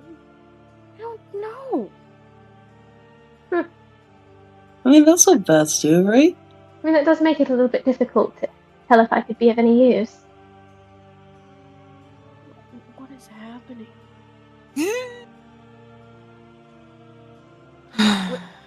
Resh, you don't want your tiny, dainty, weak human friend coming with us. Excuse me? You're I mean, that's a very nice compliment in some ways, but I can handle myself.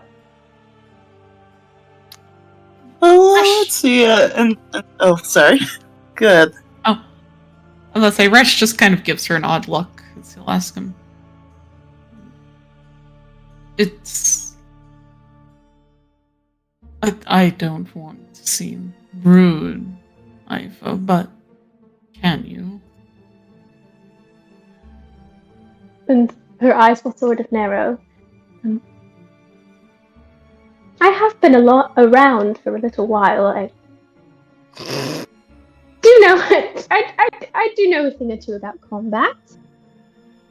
Nershellus just ribs Ark and says, "This lady just told a 700-year-old that she's been around for a little while." Oh my In a human God. years, in human years. You child. Oh, I don't know. It's relative. I mean, I am 9.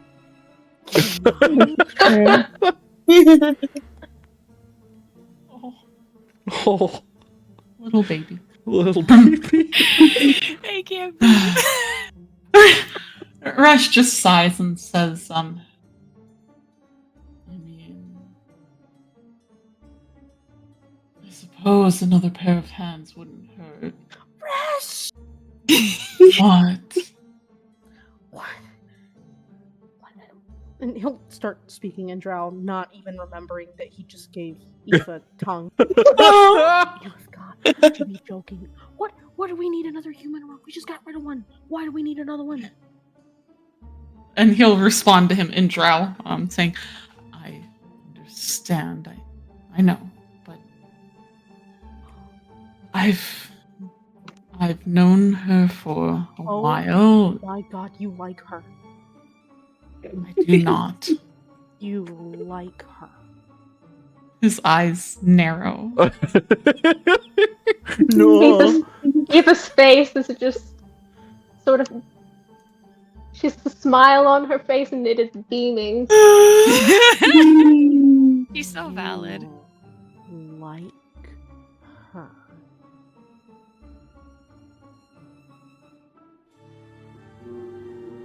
Resh doesn't say anything. He's just glaring you down at the moment.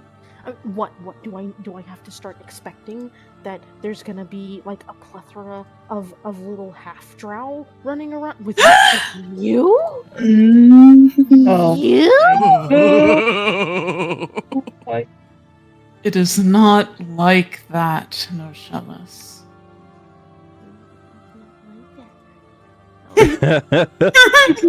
Whatever. Look, if she wants to come with us to find the giant bat thing and gets, sucked into a gelatinous cube and turned into goo, that's fine. Oh, don't tell me that thought bothers you. I didn't say anything. You made a different kind of grunt. You, instead of going, you went,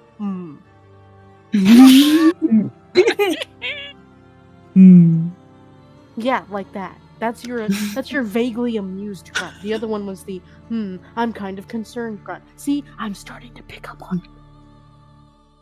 Eva Not sort of quite. Eva turns her head towards Orca and just sort of mouths.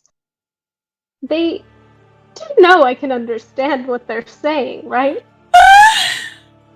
Oh, you can understand them. What are they saying? What are they saying? It's, probably not suited for light company. Something about gelatinous cube. Oh yeah, we need to get some of those too. Fine. Look, TLX translation. Oh, sorry. He's like, fine, just invite your little human lady friend, and we'll go find the bat. Okay? Okay. Fine. Fine. He'll turn back to Ifa, not even remembering either that she could understand them the whole time. So, well, I guess if you're interested, then you can come along with us for the time being. And I'll smile and say, I do think it would be a bit of a fun adventure. Super top secret finding a giant bat. Maybe it eats humans. And Marcellus will just kind of cross his arms and look very dejected. Oh, But unless I could always well, we could always meet up later, right? I don't want to invite myself into a situation where I'm not wanted. We can. I can come find you later. Why don't you just come with us? He already invited you.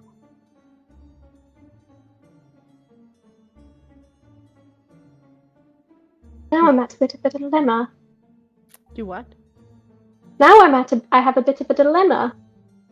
And what is that dilemma? To go or not to go? That is the question. Lose it. I'm gonna lose it. Aoife will sort of straighten her staff and look over Arca and then Resh and then Narcellus and say, Oh, sorry. Bless you. Bless you. bless you. Sorry. You're good. Yes, she absolutely sneezed in that moment. And we'll say, no wait. I think it best if I wait here. I mean, I do need to get the rest of these supplies back to my other companions, and you seem to be busy. So, Resh, find me when you're done. Yes, and we can talk more. Very well. No, come back. And Eva will give a small wave as she makes her way back over to the stall that she was currently at to start haggling over mushrooms.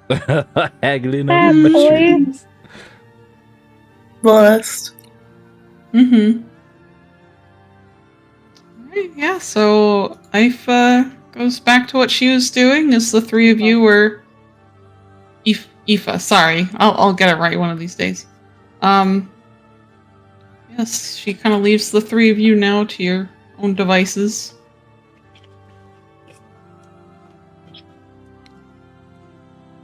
Arca leans a little bit to Narcellus and just asks, "You good, kiddo?" Oh, what? You good? I was good before. Are you sure you're good? I'm good. Why don't you go buy something? Okay. You wanna come along? No. Wow. Wow. I'll be good over here. I'll be good over here. Alright, take it easy, kid. And he just pats him on the shoulder and wanders off. And I guess he's gonna go buy stuff, yeah? Yeah. Was there anything else you needed or wanted to do, Narcellus? Wanted to say? Oh, he wants to say a lot, but I'm not gonna let him. But I'm not gonna let him. He's putting himself All right. time out. Well, as the two brothers are left by themselves, Arca, you venture off into the markets to go find what you wish to purchase. So what are you looking for? Great axe. Wonderful. I need the biggest axe you can find. Perfect. Yes. Okay. Let's see.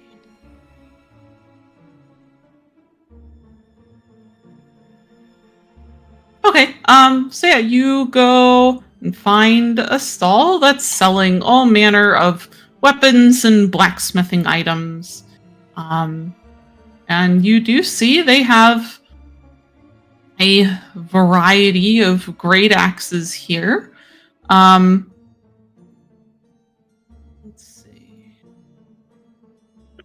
So I was just kind of double checking something here. Is there anything in particular Arca might be looking for that might like catch his attention? I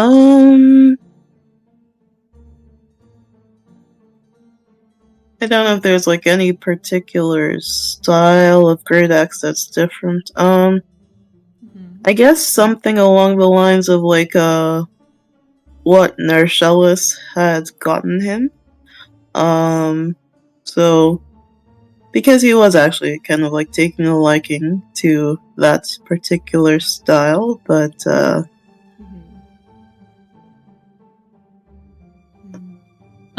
I still remember, what did his last great axe look like? It was made by Kazna with a Uh, little spider on the blade. right. Okay. Yeah, so you do find, I mean, being here in Mithranve, it's very easy to find drow weapons of all sorts. Great axes included. And you do see one does catch your attention that you pick up to kind of weigh it and see how it feels in your talons. And, it has a very similar make to Kazna's with some, different detailing choices. And, perhaps the blade is probably made a little differently from one blacksmith to another. But the blade on this great axe is black, though the tip of it you see is a red steel kind of color, like very deep red color. And you do see there are kind of spider motifs throughout the leather that kind of makes up the handle of it as well. Does this axe kind of pique your interest? it does. So yes, as Arca is weighing it and feeling how it sits in his hands, he gives an approving nod towards the vendor, and he says, I guess just ask how much it is and all of that. He will give you X price, because we'll say Rush sent you off with some money, so you would have it covered, and he will sell you the axe, and then explains to you that it is an enchanted weapon that he has dubbed the Flaming Berserker. Oh wow. Ooh. And I'll send you the info on that. Yeah. So you get... Thank you.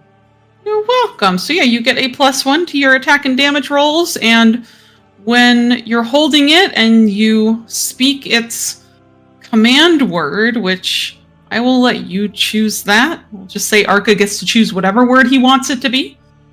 It will burst into Nice. flames. Nice. Now you can see the dark whenever you want. Oh yes, yeah. You know what? Burn! You know what? That's so true. That's so true. That's incredible. Just get angry and boom, there you go. Yeah. Brilliant. Mm-hmm. Okay, yes, I will add that later. Yeah, no worries. Okay. Are there any javelins there? Just in case. Yeah, they do indeed sell javelins, so you are able to buy however many you might want to carry. Oh, let me get, since Resh is covering it anyway, let me get an even 8. Alright, then you will get 8, actually, go ahead and roll a D4 for me. Oh, yes. Oh,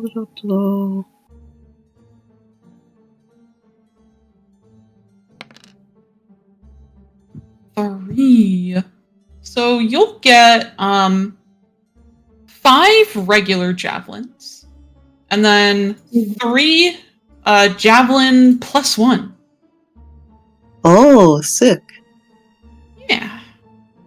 Nice. Nice.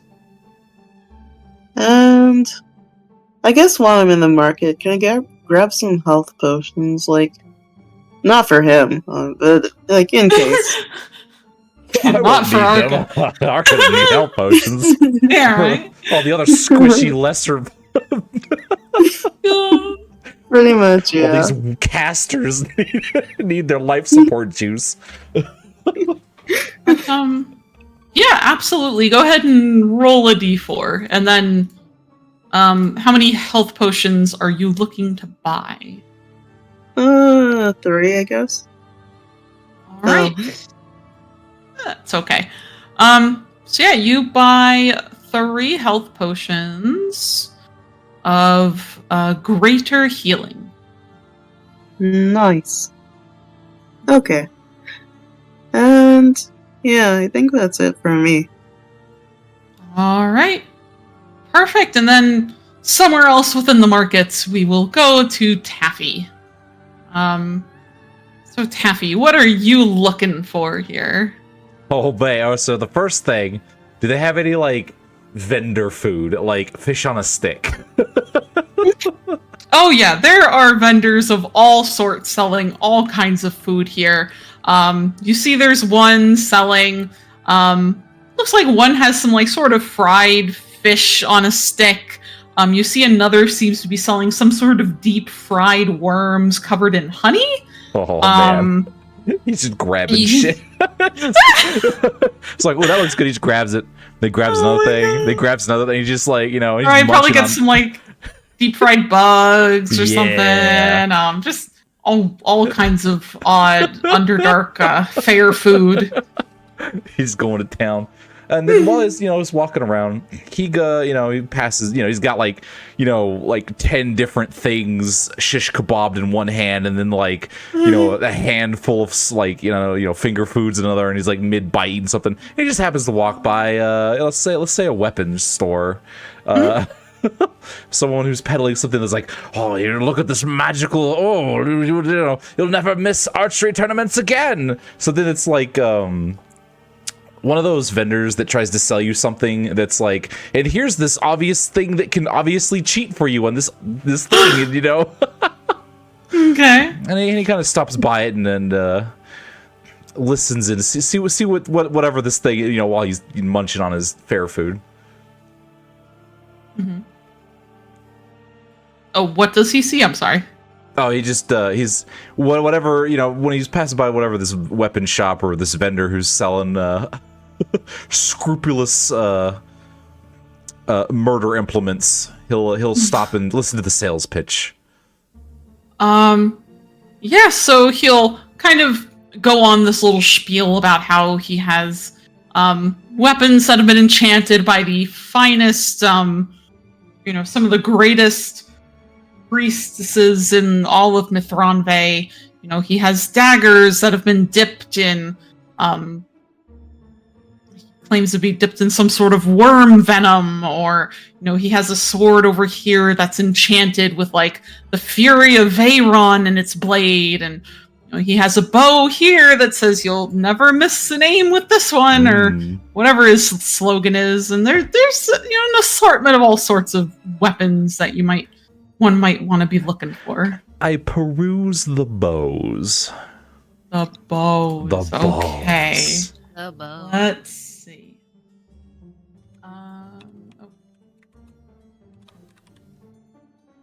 Give me 1 second.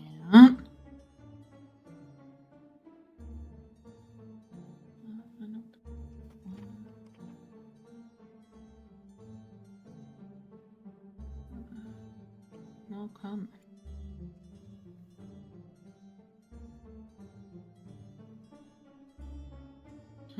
Hate that. All right, go ahead and roll a d4 for me. Oh boy, I love D4s. Yeah, it's great. Oh baby. Oh, you got a 4. Oh, A 4. a 4. Okay.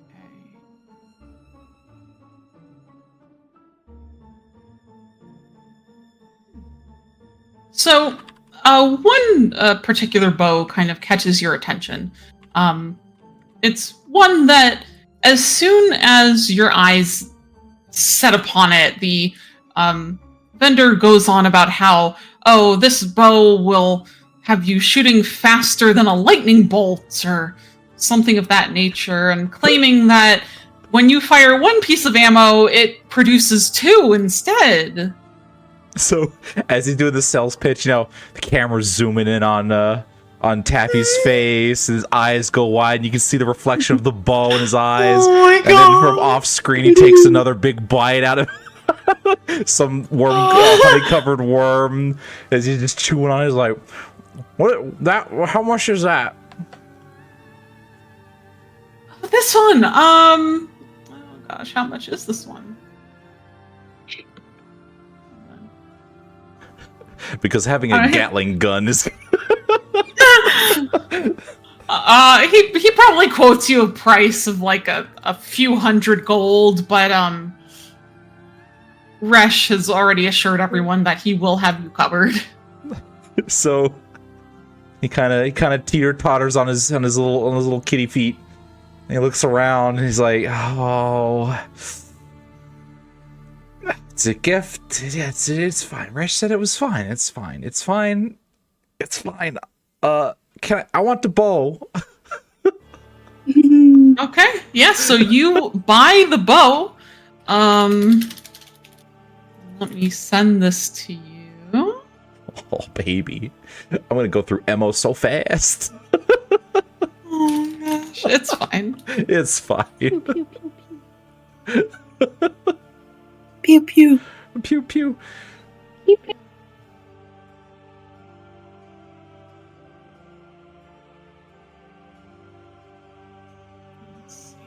Okay. So you get a bow of speed. Oh. Ooh. So this bow has a +1 to attack and damage rolls, and it does fire 2 pieces of ammunition at once. But unfortunately, I think I was misreading it. So you will just use 2 pieces of ammunition, but it will fire it with what he claims to be extreme precision and unwavering aim. Oh. Ooh. There you go. I am excited. Oh man, look at that. Fine, just buy all your arrows in quantities of 2 and you'll be set. Quantities of 2. That does bring up another. I'm gonna go look around for some magic arrows. Maybe see if there's any magical ammunition that maybe a quiver of everlasting arrows, or returning ammunition. Oh my gosh. Yeah. So you kind of. Of course, I'm snatching up all the vendor food as I walk around, looking for balancing the bow in one of my hands. Like, ooh, how does this bow look? By the way, what's the description on this? So we'll say this bow is carved out of what at first you thought was wood, but as you hold it, it's a little more like flexible than wood and almost feels like a little spongy. And you kind of half wonder if it's maybe made out of some sort of mushroom stem. But it's sturdy. I mean, this thing isn't about to go like snapping in half on you. But it's like this very like pale off-white color, and there's been sort of these very jagged sharp designs painted on it in purple and red that aren't really of anything in particular, just kind of adds a very nice decorative touch to the bow. Ooh, okay. I've been informed to look out for what is this? Quiver of Alona. I don't think that's gonna be here. Quiver of Alona. Okay. I don't even know what that is, but okay. Apparently some magical quiver that other produces arrows. Okay, go ahead and roll another d4 for me. I'm gonna have my mushroom bow's gotta have mushroom arrows. Does it glow in the dark? Is it like as you're wandering a little farther away from the large mushroom that sits in the center of the market, it does have a little bit of a glow to it. oh baby. Man, you'll never lose it. I'll never lose it. I hope not. I hope not. Yeah, it's just this, incredibly expensive magical bow made of a mushroom. It's just fine. It's fine. Yeah. Just put the equivalent of in-world air tag on it. Yeah, right? Is it perfect? I'll just get the ferry mail to just give it back to me. I'll get insurance on it or something. Ferry insurance. It'll be perfect. Yeah. Okay. So let's see.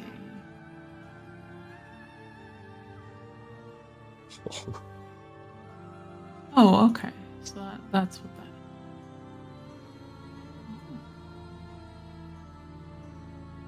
is. Okay.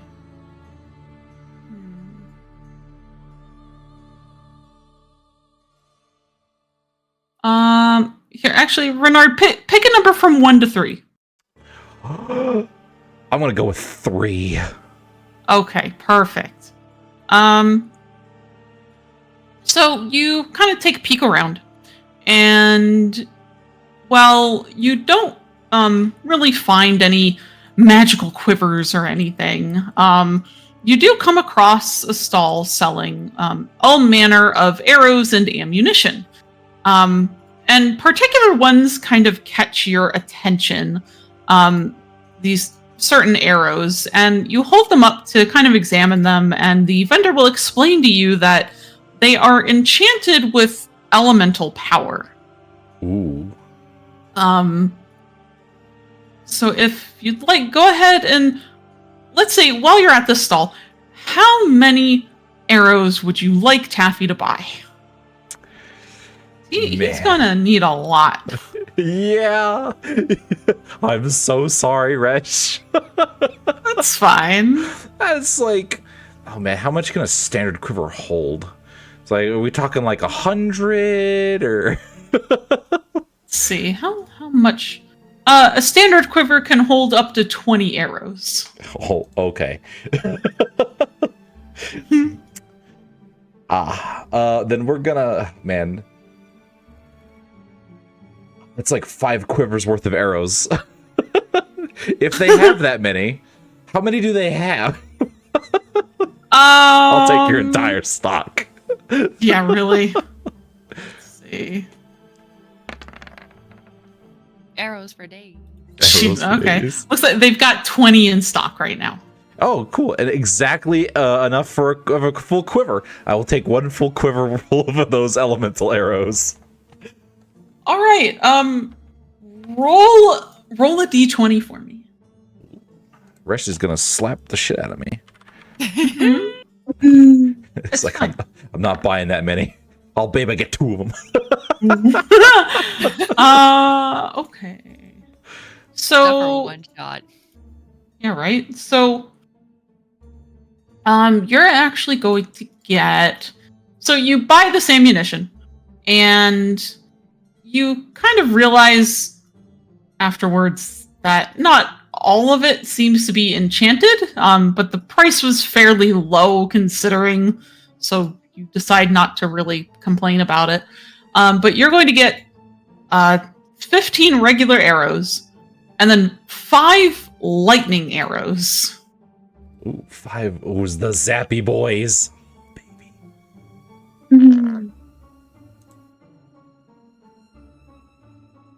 Which is...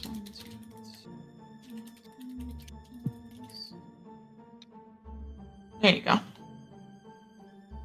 Oh, thank you very much. Yeah. Those 5. Oh man, okay. Excelente. And aside from that, let's see here. I'm gonna go get a healer. I'm gonna go find someone who's selling healer's kits. Healer's kit. Basically, they make it so that I can't fuck up Yeah. medicine checks. Yeah, fair enough. I mean, it's pretty easy to find like a sort of medicinal stall that's selling a lot of like plants that are very common in the Underdark that usually have medicinal sorts of properties. And yeah, you do manage to acquire a healing kit. Thank goodness. Sorry, we won't have that problem. I won't accidentally almost murder Ruscale ever again. Oh, This poor kobold. Healer kit. Yeah, healer's kit. That's what's... Yeah, okay. Perfect. Perfect. And then from there... I'm getting real close to my load here. We'll just bank on the... Alright, well, I will go find exactly some healing potions. Just like 1 or 2 healing potions. Not a lot of healing potion. Just a little bit of healing potion. Okay. All right. We'll say you buy 2 potions of a greater healing. Yeah. Yeah. Potions of a greater healing. Perfect. And that's all I'm going for. Okay. Very good. So with all of you now re-equipped and ready to venture back out into the Underdark to look for this giant bat, as you all regather, Resh will instead suggest to perhaps spend the night at his house, as, you know, after the cave-in and all that, you all are still wearing your very bloodied and battered clothing. So he offers his manor to you all to rest in and sort of recuperate from the day before you guys go throwing yourselves back out there again. Darshellus cast prestidigitation to clean up all the blood off. Yeah, it's fine. Someone else can cast mending to patch up all their clothes. Yeah, That's see, great. I have perfect. mending. You see, there There you you go. go. We're good to go. We're set. Yeah, he will offer that if you guys would like to spend a long rest before you head back out. Hey, Question. Hmm. Since Rush only needs to sleep like 3-4 hours, during this long rest, can Narcellus ask him to help him figure out how to use his whip? Ooh. Yeah.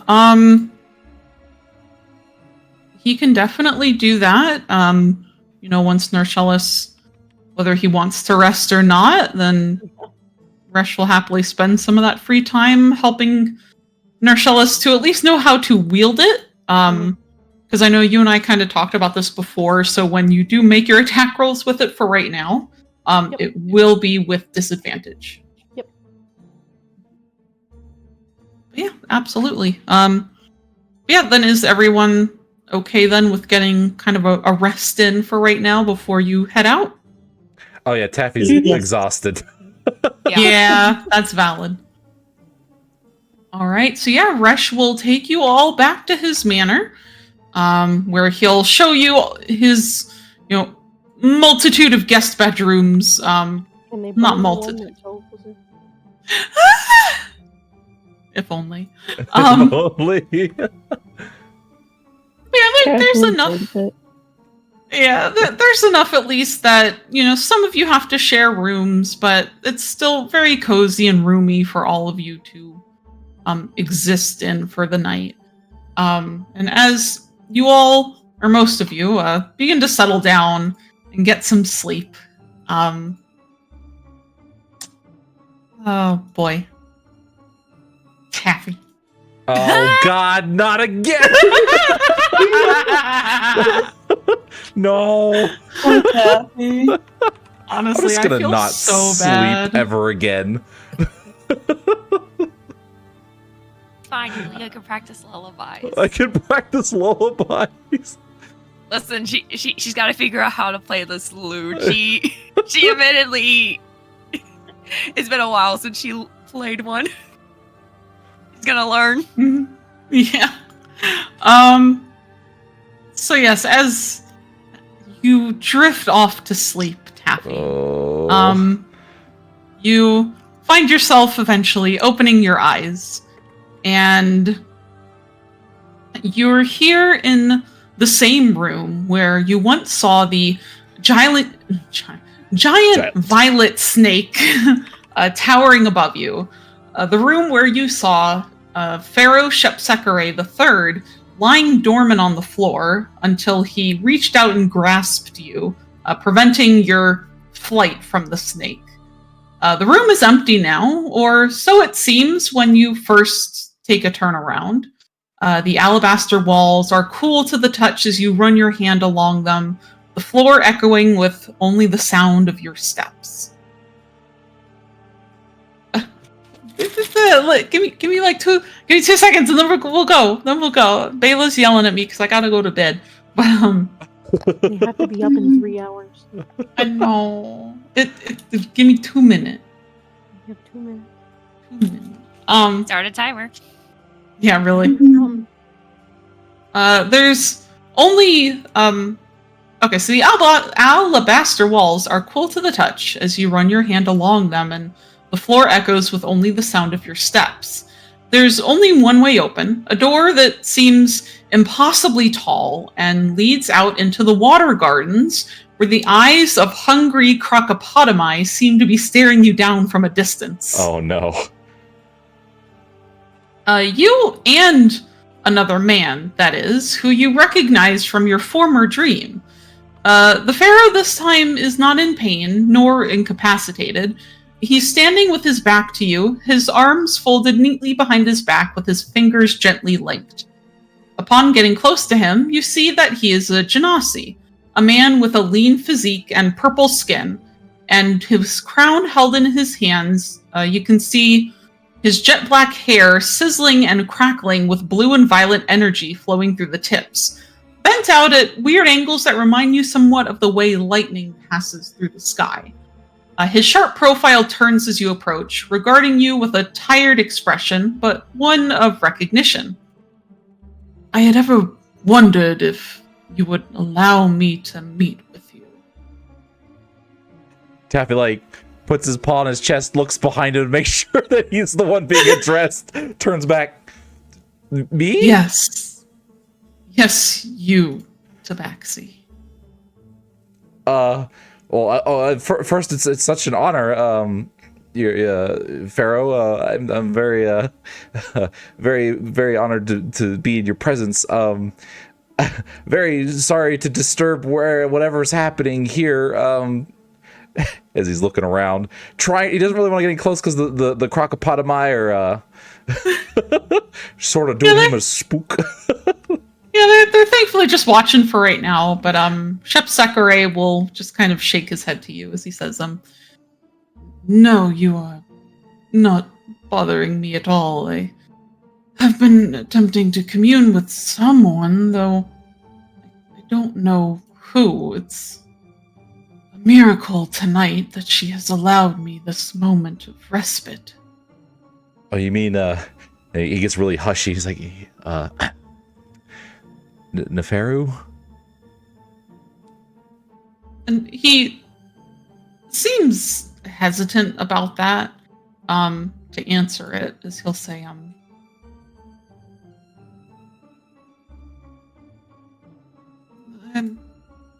actually, hold on. I need to ask someone a question.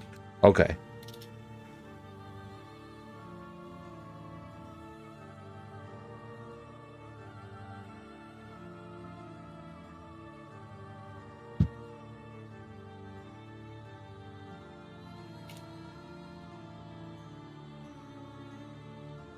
But he seems a little hesitant to answer your question, as he will say, the serpent, it's a rare night indeed that I am allowed to contend with the nature of my own thoughts. Oh, man. Okay, so you're trying to communicate with someone through dreams. I guess, by the way, hi, I'm Taffy. I'm probably not the person you want to talk to. I'm just a lowly guild member from the Padlock Guild.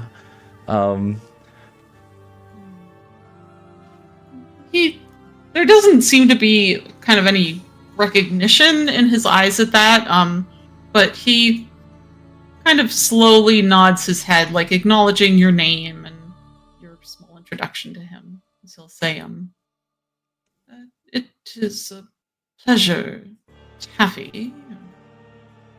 I'm afraid I am not familiar with your guild, but I take it you come from Arquette? Yes, I live in the guild house in Abydos. He'll kind of hum slightly and nod, and then he'll say, well, I do not understand why you and I share this dream. I've yet to figure out the riddle I have been given. I only want to save my people. A riddle? If I may be so bold to inquire, what kind of riddle? Maybe I can help. I mean, not that I am anyone special and can help, but I, at least I could try.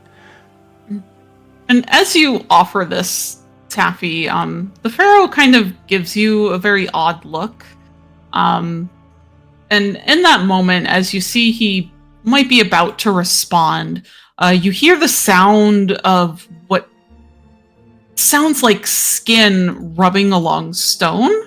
And as the both of you turn around, you see the head of that violet serpent curling around the corner, massive as ever, as it opens its jaws and hisses. I immediately, Taffy immediately reaches, instinctively for his bow. I don't know if he has any weapons in Dreamland here. You go to reach for your bow at the same moment that the serpent strikes out for you. Oh no! And you wake up. Oh god! It's just Oh, God. cat And noises. That's where we're gonna end the session for tonight. Oh my god!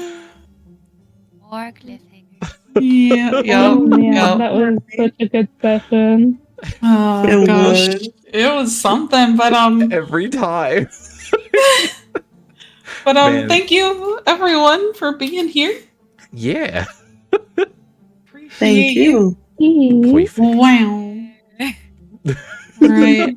Yes, come join us next week for our next session as we see what the heck these guys get up to and whether they will be successful in finding the chiropractor or not. Chiropractor. Yeah, my back's hurting a little bit. You know how it is. Yeah, clearly. Clearly. All right. Until then, have a good week, everyone. You too. Bye-bye. Bye-bye. Take care. Alrighty, explorers. Thank you all for stopping by. Hello, Sif. I've been meaning to say hi. Hope you're doing good. Hope that house thing went well. Oh, but yes. Now tomorrow we're not doing anything, and then we'll be back at it Monday, probably with another collab on with Sore. We've learned a lot about Kitsiri. Like, damn, I didn't know she could do all that. I'm gonna need to have some talks with her. That she can even say goodbye. Dang. All right. Well, until then, I hope you have a fantastical rest of your weekend. And until Monday, take it easy and stay safe out there in those Fey wilds.